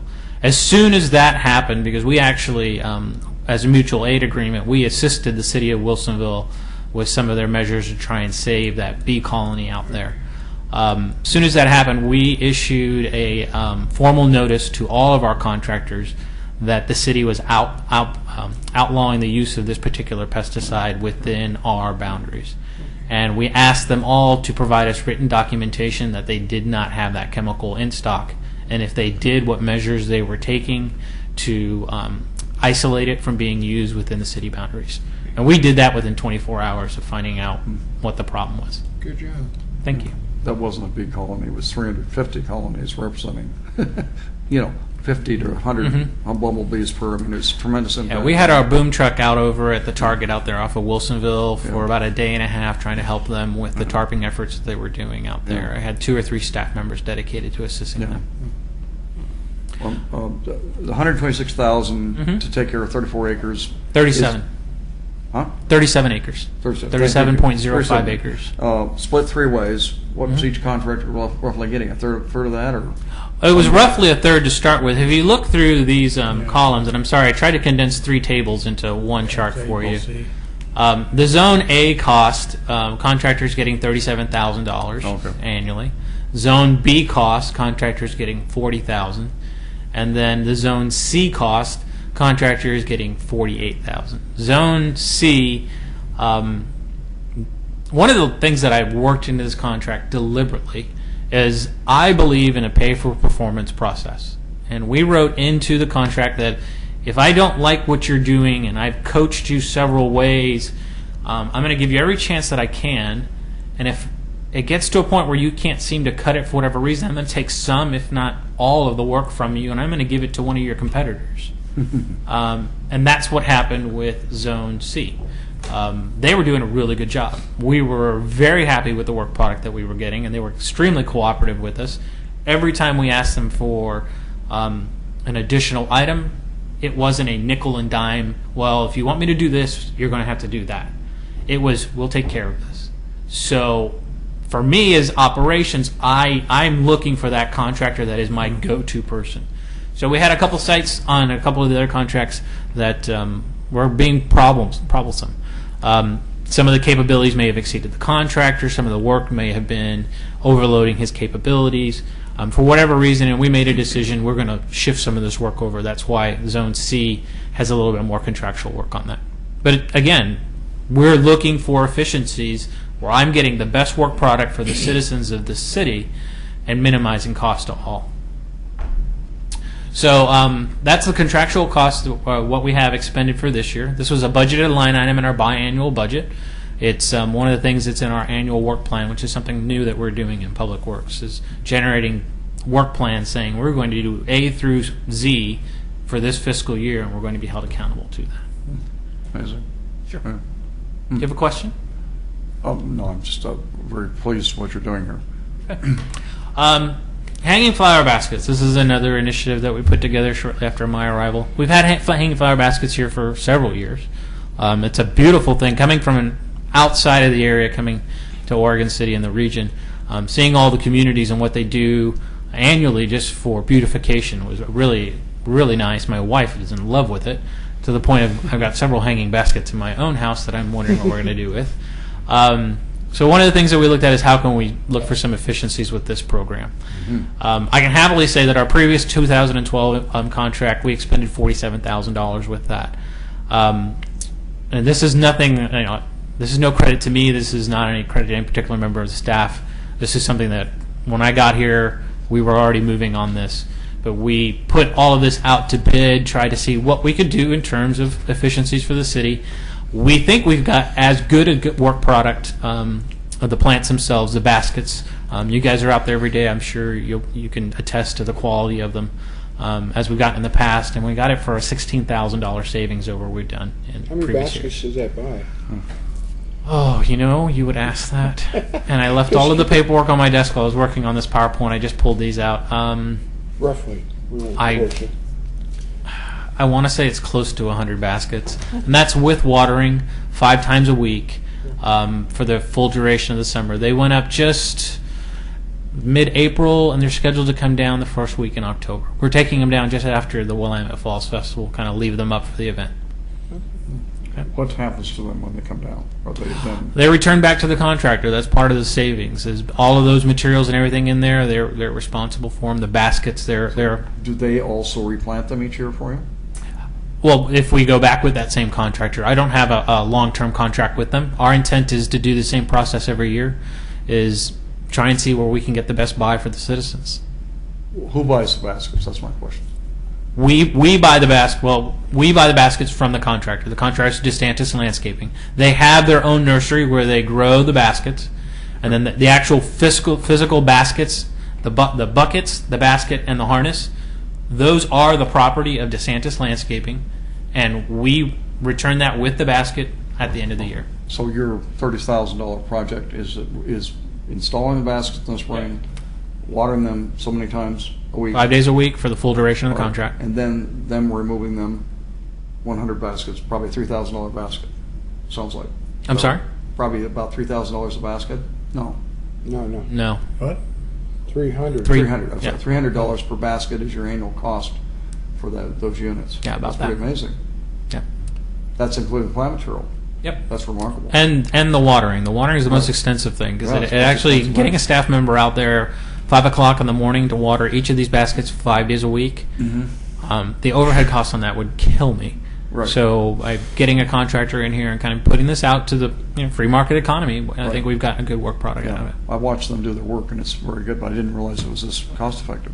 Very amazing. So other things that we've been doing is water quality ponds. This is one of our water quality ponds off of Glen Oak.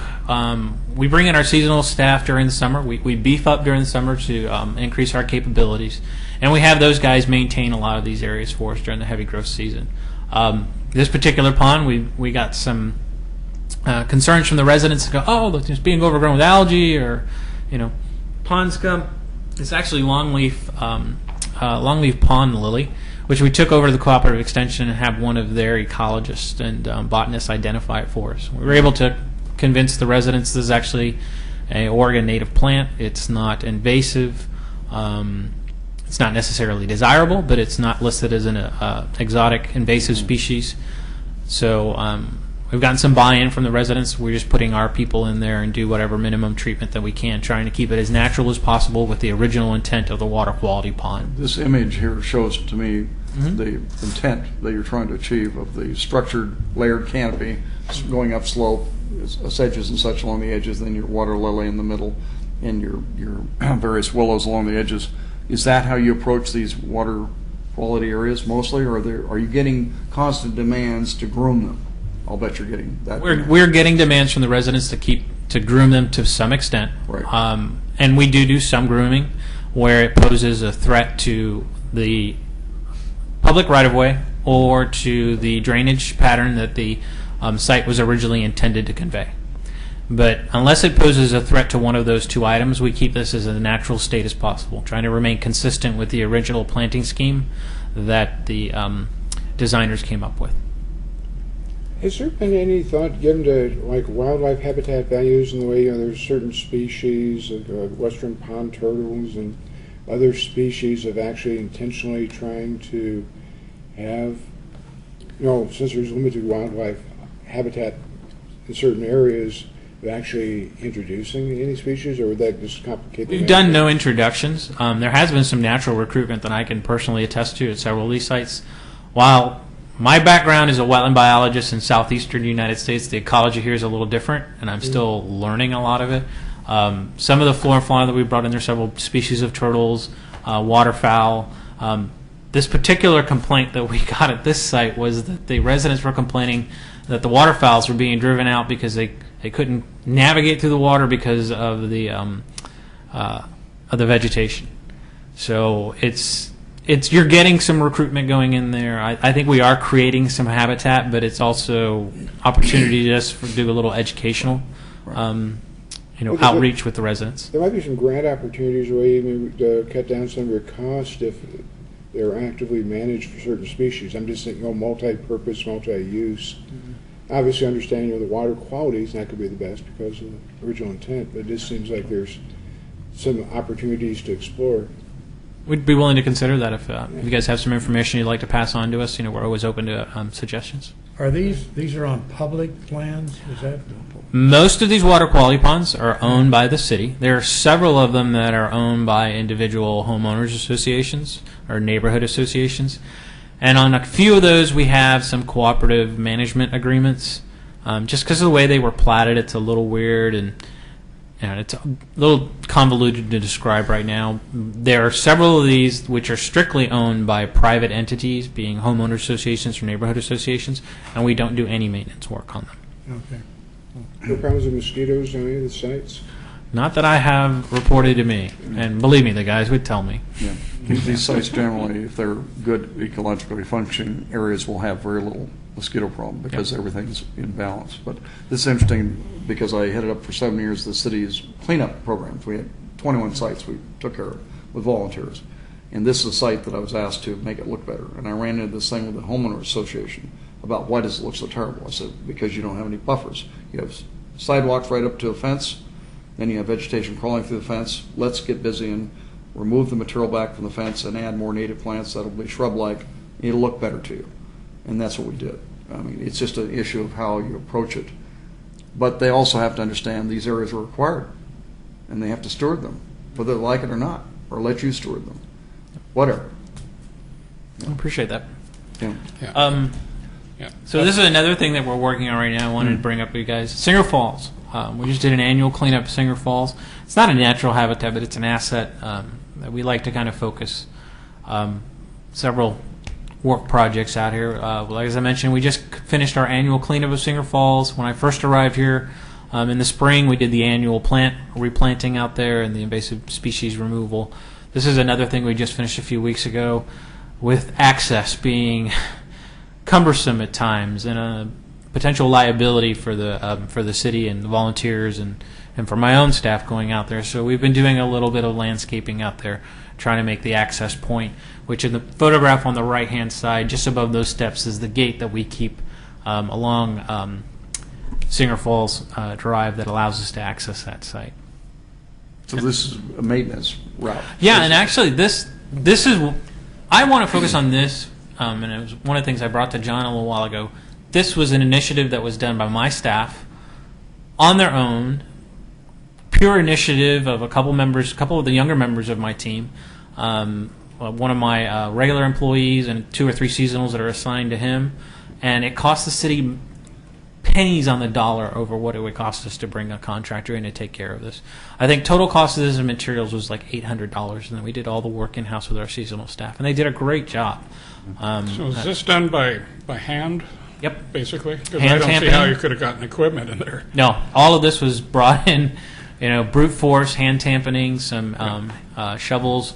tamponing rods, and just kind of compacting everything in place to try to make it as stable as possible. These manor stone Yep. assemblages, basically. Okay. Home Depot. But is it, again, for your staff purposes, or could it become a public access in the No, future? it's not intended for public access, just because the slope that you have along Yep. there is extremely steep. Very steep. It was intended for my staff when we have to do maintenance in there, and then for when we do the annual Singer Falls cleanup. It's one of the few times where we do allow just the general citizenry to come down here and help us clean these falls. And is there any information just about the water quality of the falls? I've seen kids playing the falls sometimes, and I kind of cringe because I can imagine what some of the surface water runoff includes and things. We have an extensive water quality monitoring program throughout the city, and it's part of our annual report. I'm not sure, and I apologize for this, but please remember I've been here 6 months, and I've got a vast array of responsibilities. I'm not sure if we have an actual sampling location at the falls. Well, I was just saying, even as a kind of a public health sign, don't have your kids jump in the water and drink it or something. No, I'll follow up on that with Gail. She's our water quality coordinator. Many years find out. ago, we used to raise and release salmon up at the Environmental Learning Center, which I ran, and we used to raise and release them into Singer Creek Falls. Those jump pools there, those pools, are perfect rearing areas, and the insect population was perfect. They will go out the river, which they did, with no intention of coming back to that source. It was just a rearing function, and I never had any die-off. Perfectly north-facing, cool. I think if you look at your temperatures of Singer Creek, it's probably quite cool because it's mostly underground. Yep. You know, But it's mostly stormwater Yeah. is your source water. I wasn't so much temperature, water quality issues as runoff from streets or pets, that kind of Okay. issue more. Well, Yeah. Temperature. I know All for interact. I know for back T sampling, which we have done at the outfall of this, we haven't had any exceedances. But in terms of just general water quality for your typical parameters, I'm not sure if we're pulling that. Okay. Gail is getting ready to submit our Our annual NPDS report. Right, and It's so one of our I big think- work products. We're putting the push out right now Right. to get that done by December. And if you guys are more interested, we could be happy to come back and give you guys kind of a detail into our NPDS program. I spent 8 years of my life running an NPDS program before I came here, and Gail and John Sewell, another one of our team members, in conjunction with all of our supervisors, do a great program of keeping us compliant with all of our numerous state and federal requirements associated with NPDS. She's asking for input from all the departments, so we have to report back on site plan and design review, how many trees have been planted privately, and those sorts of things, as part of that now, as part of the reporting requirements. So it'll be good information to share with you. one of the members of this committee you might remember was Kate McCutcheon, the environmental manager for Blue Heron Plant, and she Yeah. had all those requirements you were talking about for an entire industrial plant to comply with state and federal regs. And I remember Nancy Crusher came in and talked to us about your predecessor, well, the engineer predecessor to John, about these new requirements, and Kate said, "You don't know half of it, what I have to go through in an industrial management mode." I mean, she had the same requirements that you know, but for an industrial plant, and their discharges. To some extent, to be honest with you, when you are a point source, Yep. your reporting requirements are pretty easy. I've done both on the private sector and on the public sector, point source and non-point reporting requirements. Point source is a piece of cake compared to non-point source. Try being a local municipality that has to throw an umbrella over every square foot that you touch and be responsible for all of that, regardless of whether you're the generator or not. You know, one of the biggest problems I had where I came from, atmospheric deposition. How am I responsible for atmospheric deposition and causing exceedances in my NPDS requirements? Oh. You know, it's a huge issue here just from air quality coming across the Pacific from China.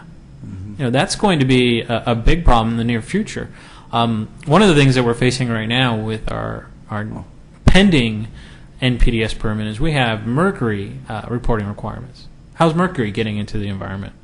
Well, primary source is atmospheric deposition from, you know, all the iPhones that we're pumping out over in China over there. So Burning coal. yeah, so it's It's a very difficult task to manage an MS4 and an MPDS permit, which Public Works is responsible for both of those things. I have 2 staff members, that's their primary responsibility, and then I oversee the program in conjunction with John. So we have a lot of work in Public Works. We're doing a commendable job, and I'm not saying that because I'm there now. When I got here and when I interviewed here, I was incredibly impressed of the capability of this organization with the number of staff that they had. One of the members that's not here tonight, Dr. DeHart, we got into this discussion, and that's why I think in part why you're here, because we were wondering about what the standards were, which you've gone through some general categories of the work that's done. How do you feel, and that was his question, I remember, to us, how do you think the contractors are responding to these wildlife areas, these areas where they have to maintain them later? How do I say that? With less intrusion. One thing that I should note for you is any of the areas that that Public Works is responsible for that is intended to be kept in a natural state are not under the contract. Okay, most of that work we do as one-off, work orders that we generate to either one of our contractors, we do it in-house, or we bring in some other sources like work release program, and we bring them in there to do those areas. Where they're natural areas, we try and keep it as a natural state as possible with minimum intrusion. Only times we go in there is when there's a concern in terms of brush and fire suppression and for invasive exotic species removals.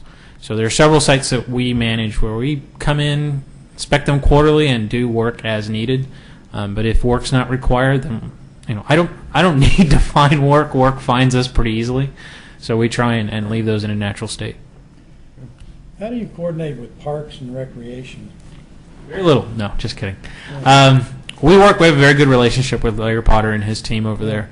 When they need assistance, we provide it. We are a small municipality, and one of our benefits is that we're small. We communicate well, and we are forced to work well together. So there are several things that we share in terms of resources, in terms of capabilities, facilities. Some of the services that I provide for Parks and Rec, we manage all of their fleet, all their fueling, all of these things. Right now, we're even doing a proposal to take a look at some cost share for some graffiti abatement that we want to implement in some certain areas that are it's a street, but it's a park, and who's responsible? But I think we have a good relationship with our partners in Parks and Recs. Okay, how do you coordinate with with PRAC? The committee? I have not my time here. Okay. We have a bus tour scheduled for October 5th to look at natural areas and look at the street tree and the reality of heritage trees, and generally look at the natural resource values of the city for 3 hours. And one of the places we're going to go is to the area next to Clackamas Community College, and where there are some of your facilities, one closely on Thayer Road, no less. I'm wondering if maybe you would talk to him. I'll ask the question, would you be willing to be on board to do a little discussion about these areas? Because we could stop right there at Thayer and Maple Lane. You've got about a 5-acre, is that what that is? About 4-acre thing there. Quite large regional detention area that somebody maintains, I guess. That's a regional detention area. Yeah. If you send me an appointment, just send me an email. Kind of outline your date, time, what you're asking. Send them our outline. Yeah, I haven't talked to John about this yet. I've only spoken to planning staff. But if there are any staff available from Public Works on October 5th who aren't otherwise indisposed, it would be great if someone could come on the bus. But, on the bus. Yeah. He could have this right now. Yeah, okay. That's the outline, timed outline for the bus. And maybe that could be Eric as well. I haven't asked him either. Whoever. We'll be happy to consider it. We'll be happy to participate as much as possible. It may be something where I'll have some of my staff meet you there.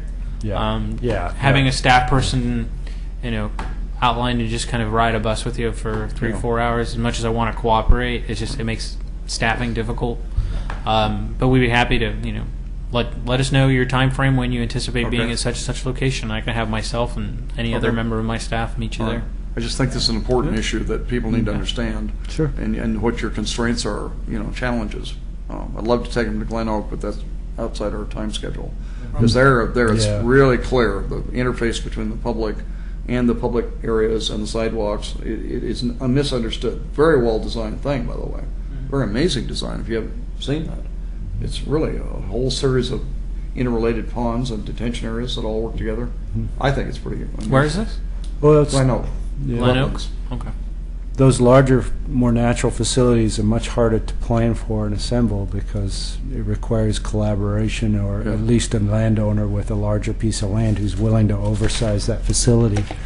And it has happened with some success in parts of the city like there, and also in Thayer, Thayer Can they Road. gain tax benefits, or could that be It configured? to- depends. It's kind of up to how they want to pursue it with the tax assessor, and if it qualifies as a write-off.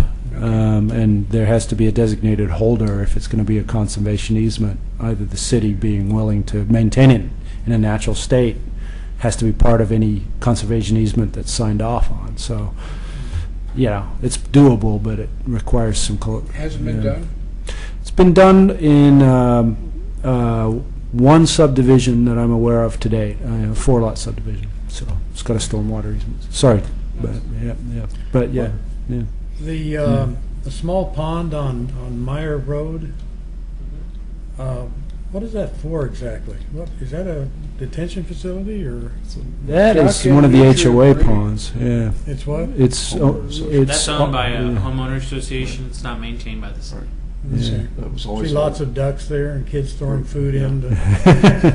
Oh, you're thinking about the one by Hagen. Yeah, I think past Hagen, just, I wouldn't want to test the that's water on private quality property. Yeah, that's not a city It's got a pond. lot of wildlife value, a lot of willows around the edges, and it's pretty diverse. pretty I was disgusting talking about the water. one off Well, Frontier that Parkway. water, I can tell you, always had that cast to it. The one on Frontier Parkway, that's one of those that is, it's kind of an odd duck, for lack of a Yeah. better term. And we're going to enter into an agreement with the neighborhood association as to who's going to maintain what, and kind of define the lines that have been very blurred for a long time. And we're in the process of finalizing that in the next few weeks. Where's that located again? It's Frontier Parkway. So it's on the, let's say the south side of Myers Road, Near down- Campney, isn't it? down from Frontier Parkway, where the Beaver Creek drops into the Beaver Creek drainage. This is the Two's Pond. So is that what you're talking about? No, it's just past the intersection, where the power line goes over. Yeah, that's the Two's Pond. That big open area. No, yeah, I know what Two's Pond is. This Okay. is a different one. No? Yeah, Okay. yeah. Just past, what now? It's on the south Well- side of Meyer? It's called the Settlers Point subdivision. Okay. Yeah. Yeah, and it's not visible from the road because it's down in a Well, hollow. I guess I Yeah. know you're done with the presentation, but of all the landscape areas that you're maintaining, some are higher groomed and so forth, what is the commitment of dollars, do you think, that goes to these detention areas that you end up expending either through landscapers or through your efforts? Oh, that's on that, Well, yeah. yeah. Well, it doesn't break Is down it a into. big chunk or is it Yeah, it's kind of smaller broken chunk? down here. Well, yeah, actually it is. We don't have it broken out on this table for you because we've lumped it in with one of the other job classifications. Okay. But I do have a breakout. About the best thing to look is where you see costs that's associated to the storm department. Yes? Those are traditionally for my water quality sites. So for, let's see, it's 472 units. I'd have to break it out individually. I don't have it broken out in this table. It's in my database where we can pop it out Sure. for you. Actually, here it is. If you follow the storm column Yeah, all the way down to the That's what I'm bottom, doing right now, yeah. yeah, you'll see down there division budget breakout. So the Yep. stormwater division's paying $85,000. So it's over half, Yeah. basically. So these people are involved, contractors or others, in over half the costs are in that area. Yep. Interesting. Okay. Good. Thank you. What a great presentation. Yeah, really good. Appreciate it. Welcome on board. Thank you. Good data. Yeah. The guys, I think they kind of realize I'm a numbers kind of person, so we just try and let the numbers do our talking now. I was waiting for Brian I to. wish I could take a lesson from that playbook. I was waiting for Brian to peep up and ask you if you're aware of what's going on Agnes Avenue Agnes Avenue, no, I'm with, not. with Well, it's- ODOT's work. Well, that's going to be part of, Is that another report? yeah, that's under member reports. You ought to go take a look at it. Yeah. You really ought to. Well, one of the complications you may not know about is that the mayor and other people in the city are interested in using the box culvert under the freeway to sort of bring No, I'm together. aware of that. And Oh, you are aware of that. Yeah, Well, and- they just cleaned it out, like made more than one day's worth of work of clearing out the. They were feeling that the drainage wasn't working right, and so A being ODOT? ODOT. ODOT contract. Yeah, no doubt about it. It was ODOT. But they spent all day 2 days ago clearing out just around the box culvert. There's actually a cement pad there that nobody knew existed. They probably did, but we didn't.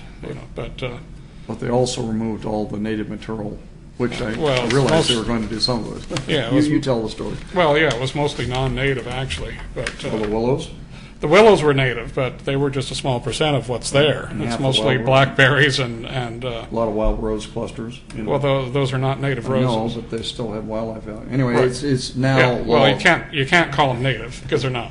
Okay, But anyway, it turned out. I thought, looking at it at first, they had dirt piled around it, that the drain was quite a bit higher than the box culvert. But it turns out it's probably less than a foot higher than the box culvert, which is not too bad. But up until this clean-out effort of theirs, you couldn't really tell what was going on down there because there was way too many blackberries. But if that ever becomes reality to actually use that, there's going to be a lot of maintenance work because it's coming back to blackberries and multiflora rose and so on. And as you may know, those blackberries are one of the biggest problems we have. They're a 12-foot high ground cover with lots of thorns. So, but The good bears. the good berries, The berries are good. yeah. All right. Well, and when I That's- was speaking of the other 900 feet that you and I walked, where there's Yeah, not a the, deep ditch and there's not a There strip ditch. there is a 5-foot vertical wall ditch Ditch. that they dug, which is a problem. It's a danger. It's going to fill up with water because it doesn't and it's a vertical sided 5-foot high. 0-0, straight Yeah, up and down. just straight up and down. And I don't know if they're planning on leaving it that way, but they may very well be. I'll go by there and take a look. Yeah. We've got some contacts at ODOT. While I can't dictate to them work practices, means, and methods, Yeah. we can express our concern. Sure. Yeah, well, that part of it starts right at the edge of the sewer plant property, and it's just a little ways down that it's the worst for It's quite a all- distance. I'll either 900 myself or a feet. member of my staff go take a look at it. Yeah. That'd be great. All right. It's a pleasure meeting you all. If you have any Thank you. questions, you Thank have you. my Nice meeting cards. You're welcome to call me anytime. Okay. We're happy to be aboard and see where we can help where we can. Okay. Thank You all have a Thank good you, evening. Okay, Thank you, Martin. Have a great night. You too.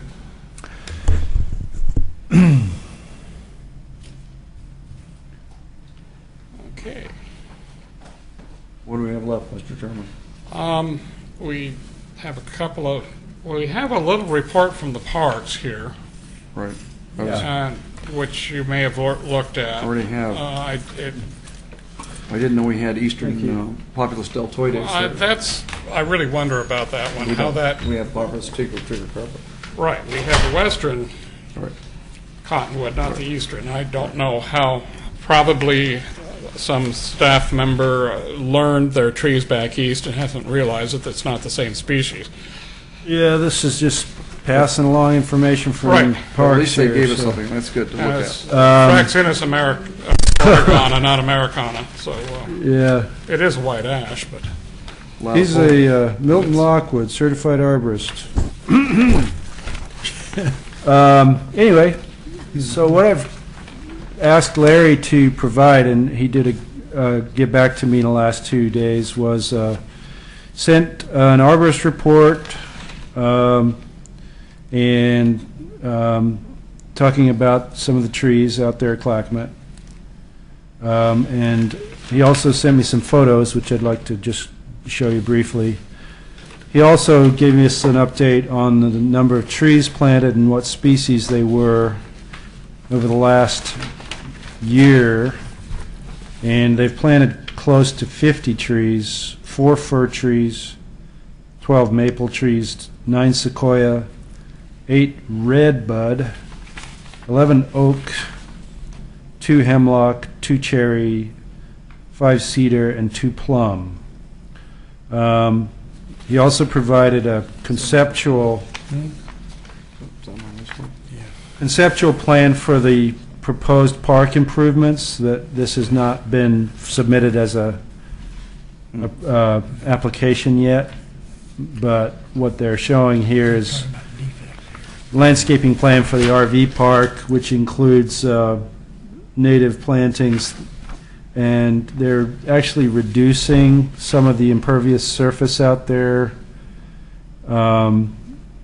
to create a little more impervious area, and replanting with what you see on the legend there, tentatively.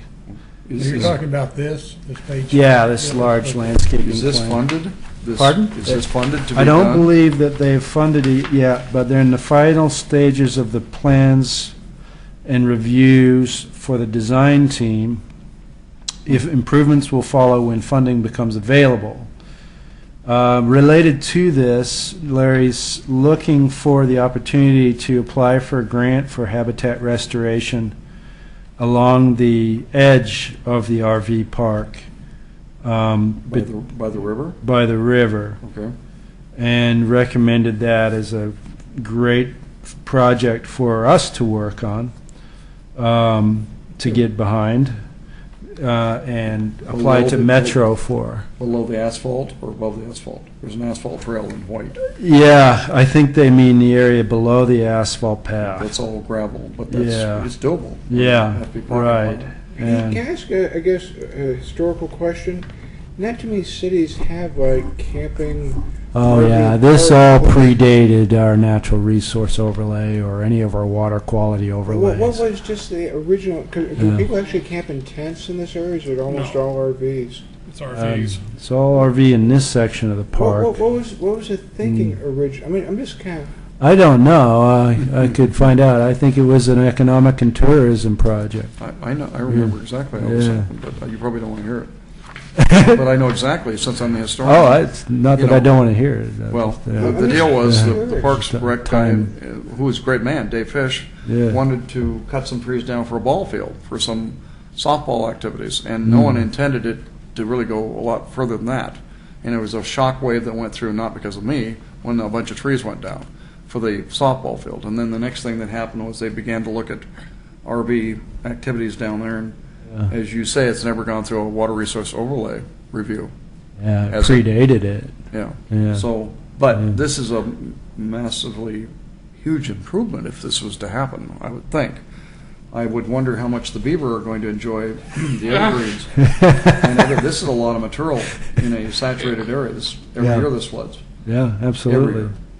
It's it's an expense, and it. Is there a limit of how long people can actually stay there in one site, or is this like a? You're talking to the wrong guy. I think we could probably get Parks to get some feedback to those kind of Yeah, questions. you can go down there and you can read the, Yeah. I think it's like a week or something, and then you Yeah. can't come back for another Right. month or something like So that. it's not like a permanent park. No. No, it's not. People aren't living But there. this would be a wonderful improvement. It's I will it's a vacation thing. will tell you, the person I mentioned earlier was talking to me, John Borden from over West Lane, who lives right across from this, and he's a natural resource guy. And you told me also, Brian, that a bunch more cottonwoods went down in the park, and he said now they can see everything. All the screening that they used to Yeah. kind of count on is gone. So, whatever. So this Okay. photo on the screen, which you can see on your screens too, if you wanted to flip Yeah. it over. This was taken, I believe, 2 days ago, and Larry sent this. Kathy Weissman from the library actually took the photo, and these are the tops of some of the cottonwoods that they took down, where some of the rot occurred. And that's what they were primarily worried about, was that the big wind defect. blowing these out and falling on people and things nearby.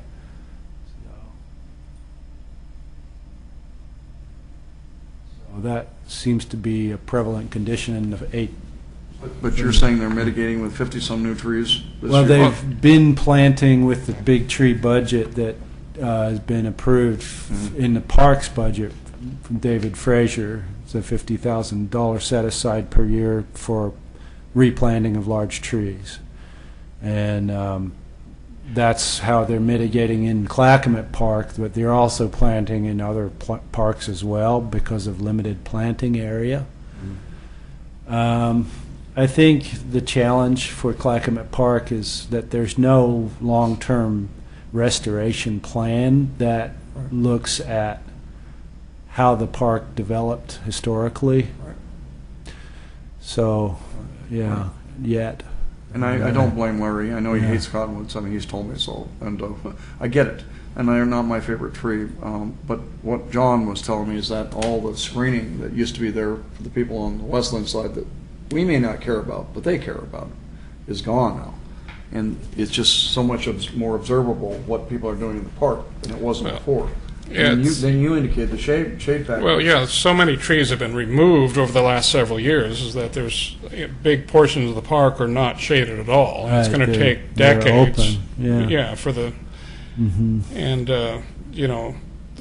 renting, reserving a space there in the hot summer months is going to be problematical for some people because it's uncomfortable because so many trees have been taken out. You mean In the main part of the park, the main used Where the area grass is. where the grass is, there's some pretty extensive open areas. So, and they are planting trees, and they will eventually shade that area. But it's, it may not be my lifetime before those get grown up. Right. I think this is an opportunity where the PrAC and the NRC could really focus on a project of some kind. And also some joint discussions about their concerns and our concerns and getting to know each other. Yeah. But, this joint project, if he's really talking about the area in front of the asphalt, there are some opportunities for pocket planting in there, I agree, especially among the boulders. That white area that you see on your maps, which is an asphalt trail, Right. is basically contained by boulders on the lower end. And you could do pocket planting in there well. It'd have to be done carefully, but it could be done with volunteers. That'd be a great project, actually, for us to... I think they're indicating their current thinking is sedges, rushes, and the dwarf red twig dogwood in that area. Is that what this says, along the asphalt trail? Well, it says riparian. Right. There's actually 2, and then red twig, dogwood, salmonberry, and Douglasberry. I question salmonberry because it is pretty thorny to put in a heavy use area like that. Right. So just a comment I would make real quick. Okay. Thimbleberry might be better. Thimbleberry might work quite a bit better. Right. I think when they firm this up, the applications that are going to be required for review are the Natural Resource Overlay District application and a Site Plan Review application. So, And everything to the lower end of this map in front of us, if you're oriented the same way I am, in other words, the south end, there's another 2.5 to 3 acres of land heading into Johnstone Park that was to be tent use. Remember that whole thing? That's never been used for tents. Since you asked that question, Bob? Sure. Which would make a wonderful restoration area to continue to add, shrub masses at the base of trees. There's a lot of area you could do mitigation on that end. And you need to take a look at what's happening in there. As some of the plants are getting damaged by floodwaters, and we have to look at that, see what's being negatively affected, what's putting up with it well, and everything is in the flood. The whole area floods pretty frequently. But this RV park is at least 5 feet lower than everything south of it. Yeah, it does. But even that said, there's some damage happening on those higher... My point being, this is an active floodway. This isn't just a floodplain. This is a floodway. Right. Right through here. Yeah. And they need to think about that carefully. But it's certainly be an improvement, I think. Have they ever measured the economic benefits or activities of having this located in the park? I'm just curious. I assume they have some way of monitoring. Imagine McDonald's doing more business and stuff. I'm just. Mhm. I don't know. Well, you know, it's from a tourism standpoint, it's beneficial, and, but as far as the decisions have been made on there already. But I know at the time there was people questioning putting that in there. And they charge, I think it's $20 a night. Yeah. For Almost. parking. Yeah, and it seems pretty heavily used. It is. Mhm. I think it's a great location. They have to chase them out when it floods, though. Yeah. Well, I would just, if you want to communicate to Larry, I'd be willing to look at some design ideas for in among the rock clusters at the lower side of the path, facing the river. That I could bring back this committee, that we could maybe get some. Window of McDonald's. Yeah, I think the specific grant application program that we would consider is the Nature in the Neighborhoods Restoration Grant. Right. But that's what he's going to do for this whole thing, right? That's the hope, is if we can actually get some Right. staff But time he to hasn't got do anything that. designed on the lower side of the path, and I know that area really No. well. I'm just thinking I Yep. would be willing to spend a little time, bring it back Okay. to the committee, and maybe make this a Yeah. committee-driven project for next spring with some volunteers. Well, let me ask you a Just a thought. question. Why are we looking at this now? It's kind of a related loaded to question a it's little bit. related to the work that Parks is doing. It's part of It's a project to look at, Yeah. It's the entire Clackamas Park falls within the Natural Resource Overlay District, Yeah. so anything that Parks is doing in there is subject to those ordinances. And there's been concern about the tree removal, and part of the replanting that's going on is not just to replace the trees that are removed as part of the maintenance, but also in relation to projects that are planned on the ground. Okay, That's but- why. Yeah. Okay, I guess Yeah. my question is hmm that this has been designed by a landscape architect? This is conceptual plan has. Yes, Yeah. but Mm. should we have had some input into that? But, It's not a formal land use application yet. yeah. No, It- but I mean, see, yeah. this is how Well, things happen, though, see. We get something, we look at it, Yeah. the date's on it's June, obviously there were meetings before that to talk about things, plannings and so forth. And you've already heard here that maybe there's some plannings that might be more appropriate, And so I'm just curious, like it's the communication issue, Yeah. basically. Yeah. And, if we're expected to have some input, it would be nice to be in on the front end of it, Right. And maybe we are sort of on the front end. I would so to say speak, this is moving towards the front end from where it used to be. Yeah, yes, I would definitely agree. Well, we're making progress. Well, at least we're looking at something, right? Yeah. But I agree with you. Yeah. But it yeah. seems to me, though, that now that we have it, Yeah. it looks like at least Jerry and Brian have, they're really great on the plants and Mm-hmm. familiar with the area. It seems like they at least should have some direct input, coordination somehow, I guess. Sure. So how would that happen exactly? We would put it on the agenda for our next regular meeting as an item. If you want, do that. That'd be wonderful. But And the stuff wouldn't be going to city council, it would be No. going a different. This is normally these types of things are reviewed as a staff level type 2 application, but it's in the NROD, so we would be bringing it before the NRC for an advisory. Well, where does it go from there? We make it's a staff report, public notice and comment for 14 days, and then we issue the report with conditions of approval. Conditions of approval could include recommendations from the NRC. Yeah. Yeah. I think this looks like a wonderful plan to me.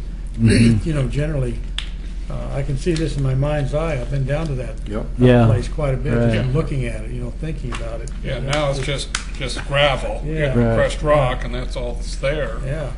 But in order for that those additional plantings to actually make it into the landscaping plan. The comments are good, and they need to be made as early as possible.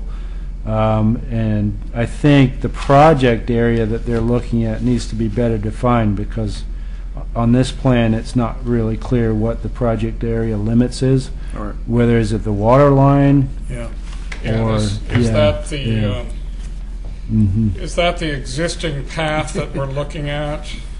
Because there is a path Yeah. approximately Right. where this is shown. The And- water line, that's an interesting question to and ask. so- Where is the water line? Depends on the stage of the river. Yeah. Yeah, Doesn't- exactly. Hey, Pete, I've got Well- two questions for survivability. One is, will the city put up any signs identifying the restoration work and asking people not to trample or cut it down, or make It's a great suggestion. kind of like multiple signs that are hard to deface? Yeah. And I guess the second question too is, typically planting at this site, do they use anything, webbing or other stuff, to keep beaver from gnawing on stuff, particularly during higher water levels? There's Are you talking about beaver signs for the beaver? No, I'm talking about, there's stuff that people It's use. certainly a recommendation you can make to the Parks and Rec Department. Yeah. there's down below the hotel. There's a coast redwood, and the beaver's gnawed on that pretty good this year. Yeah. I'm surprised that they would do Any- that, but they did. Any plantings that are planted as part of the Natural Resource Overlay District permit, they have to do a monitoring report for 5 years. At the end of the 5-year period, there needs to be 80% establishment of the original plantings. So each year, they're doing a yearly report, and then they're replacing stuff to hit that 80%. I thought it was 10% reduction in beavers per year, too. That might be, but that's not in the code. Beavers hate that Oregon Oh, yeah, ash, it's- so that's actually a good one to use. Okay, good to know. Yeah, they hate it. Those are really great suggestions. It needs to be part of the project budget. I would be willing to spend a little time on fooling around with some concepts in among the rockery on the lower side of the path and bring those to the committee. If Larry, Yeah. if you'd communicate that to Larry, it'd be fine. Yeah. Or if you want me to, Yeah, I don't well. care, but, Yeah, well, 'Cause Larry, I've always wanted to pocket plant in those rocks, because there was no other place left. It was all gravel above it, I think if we could get Larry, he's open to the idea. Be a nice win-win to work with Yeah. him, I think. But anyway. Yeah, good. They love Oregon alder, though, those beaver. They just love them. And the willows. Yeah. They don't like eastern cottonwood, though. At least you get it. So what else? Oh, is that why you use that name? Well, no, Keep I the don't. beavers from eating them down? Okay. Okay, Good. okay. What a fun meeting. So one last thing I wanted to share with you. Do we have member reports too? We do. Yeah, That's right you now. do. I'm actually jumping ahead of you. Sorry. Is it October 10th? The Willamette Falls project is holding an open house at the Museum of the Oregon Territory from 6 to 8 p.m. to present alternatives. Really? Yeah, on October This 10th. quick, huh? Wow. This is still just the very conceptual phase. This is not a master plan yet. That's not going to happen till spring. October 10, Yeah, and what time was that again? I'm sorry. 6 to 8 p.m. Okay. Museum there, Jerry. Museum of the Oregon Territory. They're also going to have a booth at the at the Willamette Falls Festival on October 5th at Blue Heron to seek input.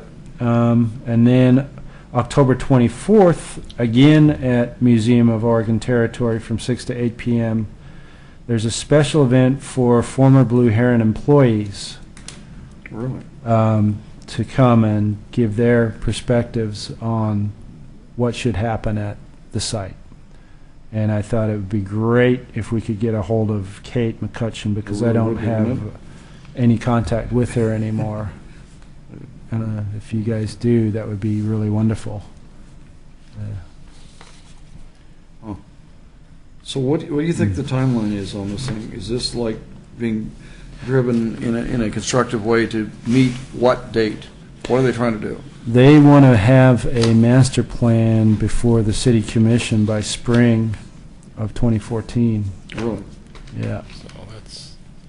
And what would that master plan do then? Drive the It's- options for development, or what? It would provide a conceptual framework. It would be a framework master plan, not a detailed master plan, such that a prospective developer could look at some or portions of the site to come in and redevelop it according to the 4 values that are guiding the process, which are public access, habitat restoration, economic redevelopment, and the 4th and final one, which I slipped my mind. Natural resource. Cultural Cultural. and historic interpretation. Yeah. Yeah. So those are the 4 values, and the entire master plan is being framed around those 4 values, and how on each aspect of the design and public input is being framed around those. So all of the materials that have been sent out pamphlet-wise and those kinds of things talks about each of those 4 values in a specific way. Those are very Yeah. well done, very well done. So, Quite attractive looking. yeah. Okay. I will stop talking about that. Okay. Is it, one other thing on that, though, is it's still in the bankruptcy Yeah. court, See. and that's, Thanks.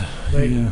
the company that has made an offer on it has a few more weeks or something before they can, seemed like they could, Eclipse Development out of California has made an offer to purchase the site, and I think the offer's been accepted.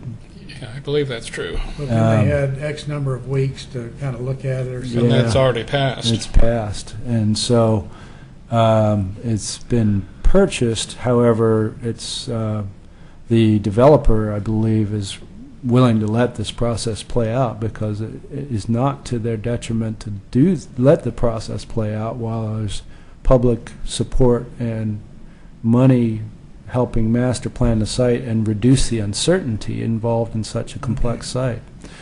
And so they're on board for the time being, and so is the trustee. They can Yeah. decide to walk away at some point in time. Certainly could. I They assume- can also decide to be the primary developer, too. Is that not true? They could. Since they It's purchased currently land. zoned GI, general industrial, and they are not an industrial developer. So they are a primarily lifestyle and retail developer. So the zoning that's currently on the site doesn't really work in their favor to do that kind of development. So there's that.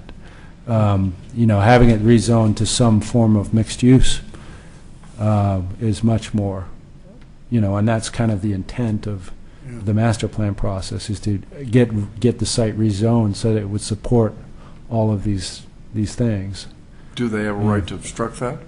If they're an owner of GI zone If they are the property? owner, that's a great question. I mean, Because I remember the yeah. mill and the comp plan that we talked about tonight, that Yeah. you mentioned, we Mhm. ran across the page on the Yeah. mill Right, site, this is 12 years ago, Right. being rezoned, considered to be rezoned by the city, right, and the mill didn't know about that. right, right. And they made it very yeah. clear to the city that you're not going to rezone this without Mhm. talking to us. We own the Right. property. As a legislative action by the city commission, Yeah. I don't know what recourse they have. There is the land use appeals process, obviously, and that would be a LUBA process, but I don't think that is, Okay. no one's talking about that at this point. Well, if they're a Yeah. lifestyle development company, then they may not have the interest. But Right. once they own the It's all property, there's hypothetical. value there as a general industrial site. If they wanted to go that way, it sounds like they don't do that kind of They work. don't do that kind of development. But it Yeah, also they- seems like they could obstruct the rezoning process if they. But it's Just not ask their, for it's- It's not really. Why in their would they best- do that? Well, if they're a Yeah. lifestyle company and that's really what their issues are, they wouldn't. But if Yeah. they, Right. if somebody approached them saying, this is still zoned industrial, it has great value, Yeah. will Yeah. you sell it to us? I mean, they still Yeah. own it. It would have, in my mind, that would have to be a completely different party that would Right. Yeah, yeah. Yeah. And so Okay. it's hypothetical. Well, Well, just if it asking happens- questions. If it Yeah. happens, it happens. Yeah. Right. But Okay. So everyone's so far moving ahead, positive, lots of great public input, a lot of really good comments, and we're still in the dream stage in terms of not fiscally constraining anybody's desire for anything out of the site. So we've heard amazing things like, you know, daylighting the historic channels that run underneath the site, and portaging, creating portages for boat access, bike paths, a lot of, keeping the area closest to the river completely open for a bikeway and ped access way, and then having open public spaces adjoining that, and then retail behind perhaps, and those sorts of things. So it's really, really interesting. Has anybody mentioned a tram yet, you know? I didn't look at all the of that, museum, maybe, up I to don't the know. museum. That was a big deal 4 years ago. All of the comments, yeah, very could be, well be, that they've had many, hundreds of comments, so I haven't seen them all. Has an energy plant of a micro size, lesser size been, have you heard anything about that? I haven't, Okay. yeah, yeah. Right. Yeah. But, Okay. yeah. That's what I was sketching. And that picture that was on Facebook, Okay. that was, and I filled out cards. I mean, there was a plant designed for that site that I was on the committee Yeah, many years ago. right. It was 100 megawatt though, and it would it made the falls dry April through November because of its demands for water, which Yeah, sounds like a lot of sure. time. Actually, they're dry right now, basically June through October. Right. You know, and close to it. so What I heard from Christina was that they're about close to finished cleaning up the clarifier unit, and have been pleasantly surprised not to find a lot of scum at the bottom of it. It's quite clean. So they're just vacuuming it out, and it's clean on the bottom, which is nice. Oh, that big pool. The big round thing. The big round thing. Yeah. Interesting. Yeah. So I thought the community hot tub idea was great. That's what I said. It would be big. I said theater in the round, so. Okay, see, we're almost done. Blaine did drop off some material. Basically what he's working on up there is the possibility of bicycle and other paths in Newell Canyon, which is the canyon that the freeway goes up to the community college. He did drop off this little map, which is a map of a former railroad route that went up that canyon, which has been completely forgotten about, except it's still up there. Some of it. It went under due to the fact that suddenly trucking was cheaper than maintaining railroads. It was, part of it was on pilings rather than an actual grade. So, but it was behind the county shops. I'm not sure exactly how high up the hill it was at that point. But there, elsewhere, there is actually, above the freeway, there's actually grade still in existence. And they did a lot of excavation up there. I actually looked at some of it a few days ago, and they actually cut quite a bit into the hillside to keep their, they wanted a certain grade, so they just cut into the hillside quite a bit, like 10 feet deep. You're talking about the historic railroad? The historic railroad. It's actually up there. What was the purpose of that railroad? To get to Malala and Silverton and so on. Mount Angel, too. And it was built around 100 years ago or a little more. Yeah. And then the road system got put in, and it was no longer economic, and it went out of business by the 30s. So what's he proposing exactly? To find the best route for a tourist-oriented mountain biking, as well as foot traffic, and separately from the mountain bike to some extent, and commuter route as well. So just find, and Metro owns a lot of the property, and they're actually supporting the idea. Now, when you mean mountain biking, though, you mean mountain biking on the trail, not going off trail, right? Right, exactly. And Okay. and they're aware of the negative impact that illegal mountain biking has done elsewhere, and they want to make it a good enough path that there be no need to do that. But you're going to have to continually monitor it, because there has been some history of non-approved uses. You know, and Well, okay, the trail does not exist now, but now there. that is What do they- somebody's impression of where the railroad was. Oh, that's, okay. Yeah, and I don't think it's 100% accurate myself. Okay, but are they proposing that that be a bike trail then? Is that what- No, it's just an idea, and I don't think the right of way is still legal. You know, I think it's reverted to the adjoining. Nobody's actually looked it up, but I think that that's probably what's happened, especially since they put houses over it and Mount Hood. Actually, John Inskeep Center was bounded on one side, according to Jerry, by it, so I don't think it's actually a viable option unless someone. Yeah. Well, I guess what I'm asking is, Yeah. there's a map, they've got a blue line.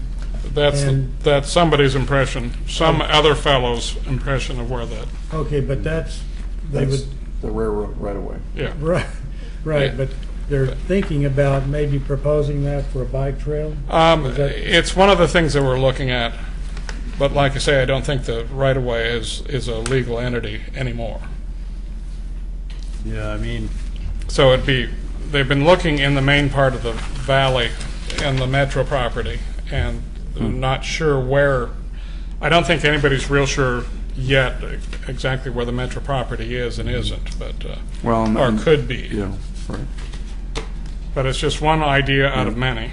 yeah, I mean, if it becomes part of a future plan for the Metro open space there, then I think it actually makes itself onto a plan, like the regional transportation Right. plan. Right. And then, or the regional trails plan, I should say. Yeah. And that might be a way to leverage Oh. acquisition. And, Yeah. and, Well, and those right things now there. there's actually people bicycling up that freeway. Are they? Yeah, At up the times. freeway, yeah. Yeah, and that's not the best place for it. Yeah. But how much is actually going to be possible? But they are actively going out there and looking for potential routes. One of the problems I see is that each property, historic property, had its own little access roads, Yeah. and so there isn't a continuous path that they could use. There is sections that would be quite usable, but not. Yeah. So anyway, that's an ongoing thing that the city should be aware of, and Yeah, I may become- remember when we did the Park Place concept plan, we were looking at some of the parcels west of Holly Lane that the tax lot boundaries actually still follow in one or two spots that railroad grade line, which is interesting because they do a curve rather than a straight line. So, Right. Yeah. But elsewhere, I didn't see that. Yeah. Right. Yeah, there's a couple other things he evidently dropped off. I didn't know he was doing, but there's a lot of dollars in bicycling. And, If, yeah, and I apologize for not understanding where Blaine really wanted to fall on the agenda, but I think maybe we can invite him back Yeah. for an actual Sure, I agenda think we should. Yeah, item. we should. yeah, I think we do. This is a report from the county, I guess it is. yeah, Of the economic impacts of bicycling and so forth. That was last year's and the year before's major focus was bicycle tourism in this county, and the state, I think, is really involved in it too. Yeah. They're changing their focus this year to rivers, but I guess they prepared. You know who prepared this, Brian? it was the County tourism. county tourism Okay. people. Yeah. Bicycle tourism generated 400 million? That's what they state Statewide statewide. in impact. A lot of flat tires. Right. There's an interesting statement in here in the Mount Hood Gorge region, which is considered to be Mount Hood territory, which is the tourism division of this county's focus. Cycling tourism generated 570 jobs for a total of $12 million in earnings and $1.9 million in local and state lodging taxes. Then the next statement says, in general, overnight visitors spent about 3 times as much money in the Mount Hood Gorge region as day trip bike riders, which was my suspicion, though that the bike riders probably are not hotel motel people as much, but still it's significant. Mm-hmm. And the other thing is, if you're going to promote something in tourism that doesn't require any management, think about it. It requires no management. Yeah. It's all self-conducted As long as they stay on the trail. versus bus tours and everything else. Yeah, that takes place. exactly. Right. So I mean, and this relates to our own local trails plan All right. as well. So that if you're going to transition from off-street mountain biking onto street bike paths and that kind of thing, without having dangerous connections and street crossings and. I run across the list of, we have Tom McCall on our river Got the trip. Mick right. On Saturday. We have a person that worked for Tom McCall personally, and he knows the history of Tom. And in 1976, Tom McCall asked and got it legislatively passed that road taxes include provisions for bike monies, and that's where that came from. Right. And I don't know whether it's escalated since then. It seemed like Well, we I spent a lot think of it's money. I think it's still 1%, but that adds up. Yeah, Yeah. but he's the one that did that. Yeah. Pretty amazing. Yeah. So hopefully we Are can we get. done? I think we're pretty much done, unless somebody else has a report. Brief one. Last Thursday and Friday, the Pacific Northwest Climate Science Conference All right. took place up in Portland. I guess it was a pretty big deal. There were people there from a number of states and provinces. The White House sent a representative. The EPA Regional 10 director was in there, and a lot of the possible climate change impacts seem to be happening sooner than later if you're paying attention to Yosemite and Arctic ice pack and other things. And I think people are focusing on a lot of subspecialties, things like what's happening to the amphibians up in the alpine areas, wave height lengths, flooding on the coast, water supply issues, and impacts on the forest. So it's going to be a really interesting future. What is the tone that you're sensing? Is it inevitable? Well, people are talking about adaptation a whole lot more than they're talking about prevention right now. And what do they suggest that might be?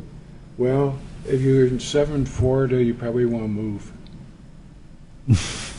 Okay. So, in other words, our new staff member made the right choice. Well, the sea level rises. I mean, if you check on your source, you could be looking at 34, 35 inches by 2100. So are we going to have refugee alligators? Well, actually, it's funny you mention that, because one of the indicator species they're looking at is actually the range of armadillos. Oh, I'm originally from Missouri, and they actually have armadillos north of the Missouri River now. interesting. That just as the climate warms, the species, alligators are moving like further up into Arkansas, and armadillos are moving further north just because the climate's agreeable. So the number you heard was 30-some inches by 2100? Yeah, and it depends a little bit. It depends on what scenario exactly how fast it increases. Well, it's happening with plants too. Like incense cedar traditionally stopped right in the Salem area, and I'm observing it coming up more and more around here. Partially because it's been planted so much, but I don't know, Bob had mentioned having a street tree list that adapted to climate change, and I don't think that was too far off the mark. And the Yeah. impact obviously locally is if you have warmer weather and less snowpacks, Right. you're going to have peak flows earlier in the springtime Right. and lower flows in the summer. But the reservoirs, say in the Clackamas system, only can store so much water. Right. So if precipitation comes down as rain compared to snow, you're not going to have as much water supplies and reserves later in the year, because the snowpack's not releasing the water at a more Right. consistent rate. yeah, there's a wide variety of things, and bougainvillea has become a accepted landscape plant, and it used to freeze out most winters. And I think it was 35, all the Portuguese laurel was wiped out by a cold snap. Right. Now it's a major invasive. Yeah. Yeah. You know, so yeah, something's changing. Right. You know, so there's definitely warming up. Do you think, before we quit, we should take a look as a committee at what's going on along Agnes? I mean, and at least suggest a letter to ODOT. I'd like to do something before they just ignore the reality. Yeah, I think that that vertical 5-foot ditch is pretty scary. Right. So we should, I think they were indicating they'd like to talk with him too. Take a look at it and talk to him, Tony. Could we And, communicate with him then? Yeah, I think we should. Martin. I think Martin would have a good input. Yeah, he said he has some contacts, and I think once he looks at it, you know, a 5-foot ditch there that's Right. completely open to public access Right. is not a good thing. Right. And whatever vegetation was there was some wildlife out. It's scraped Yeah, sure. clean. There's nothing left. It's just a desert now. Well, a lot of that stuff is sprouting, but it was Yeah. Okay. As far as the 5-foot ditch is concerned, are they in the process of converting it to something else, or is it just No. going to be that? This is No, going to be a permanent fix. that's apparently the permanent fix. Right. If somebody was falling there during the winter, they would drown because they wouldn't That's- realize it was that deep.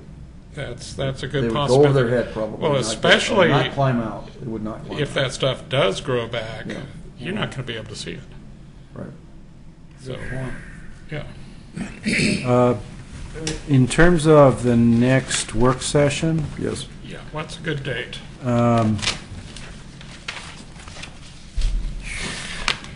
today's the 11th of September. Next week, there's a city commission work session on the 18th. So the chamber's in use then. We don't have to meet in the chamber necessarily. We can have a smaller venue, such as the Community Development Conference Room. What was that date again, Pete? 18? Something about next week. What if we were a week out after that, 25th? Yeah, week after that, the 25th, it looks as if the chamber might be available if we want to do it here. I'd rather wait until the 25th personally. But Okay. Could I ask you a favor? Could we maybe query the people who aren't here and check on their availability for either date, 18th or 25th?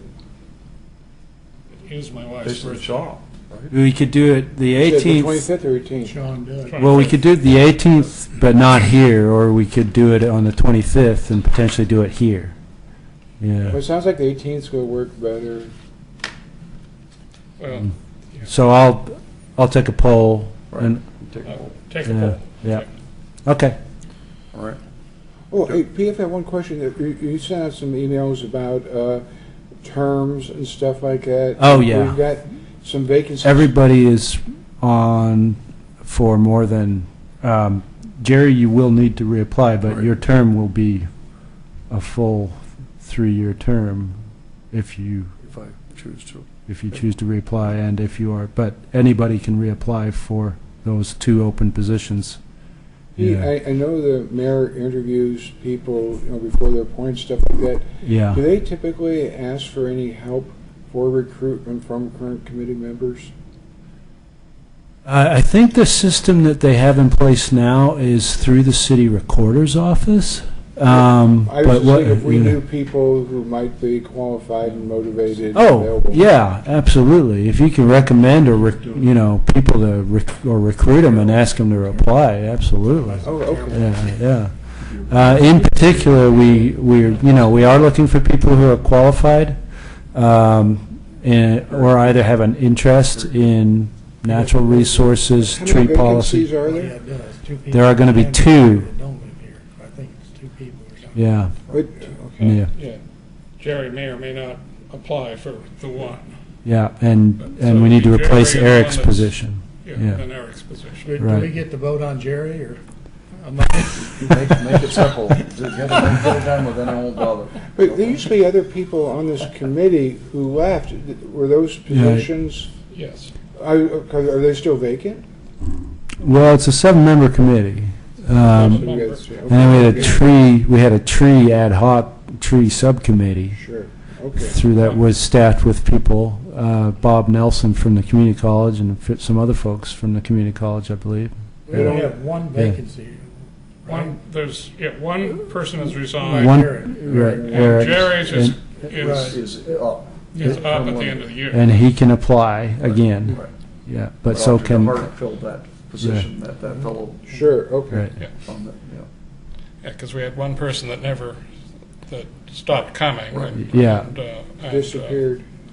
So we're replacing Eric's position, which would have expired, but he didn't serve out his term. So Correct. the next term will be, I think, a 2-year or 3-year term for Eric, and for everyone else, it'll be.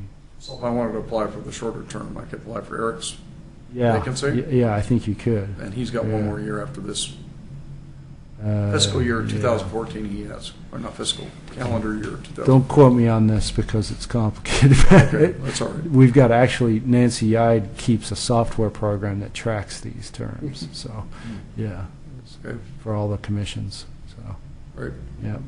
good, But the email that I forwarded from Nancy, that was the correct right, email. So, yeah. good. Okay. Thanks. Thank you. All right. How many feet per second? Thank you. Are we adjourned? Yeah, we are now adjourned. How many feet per second are coming down?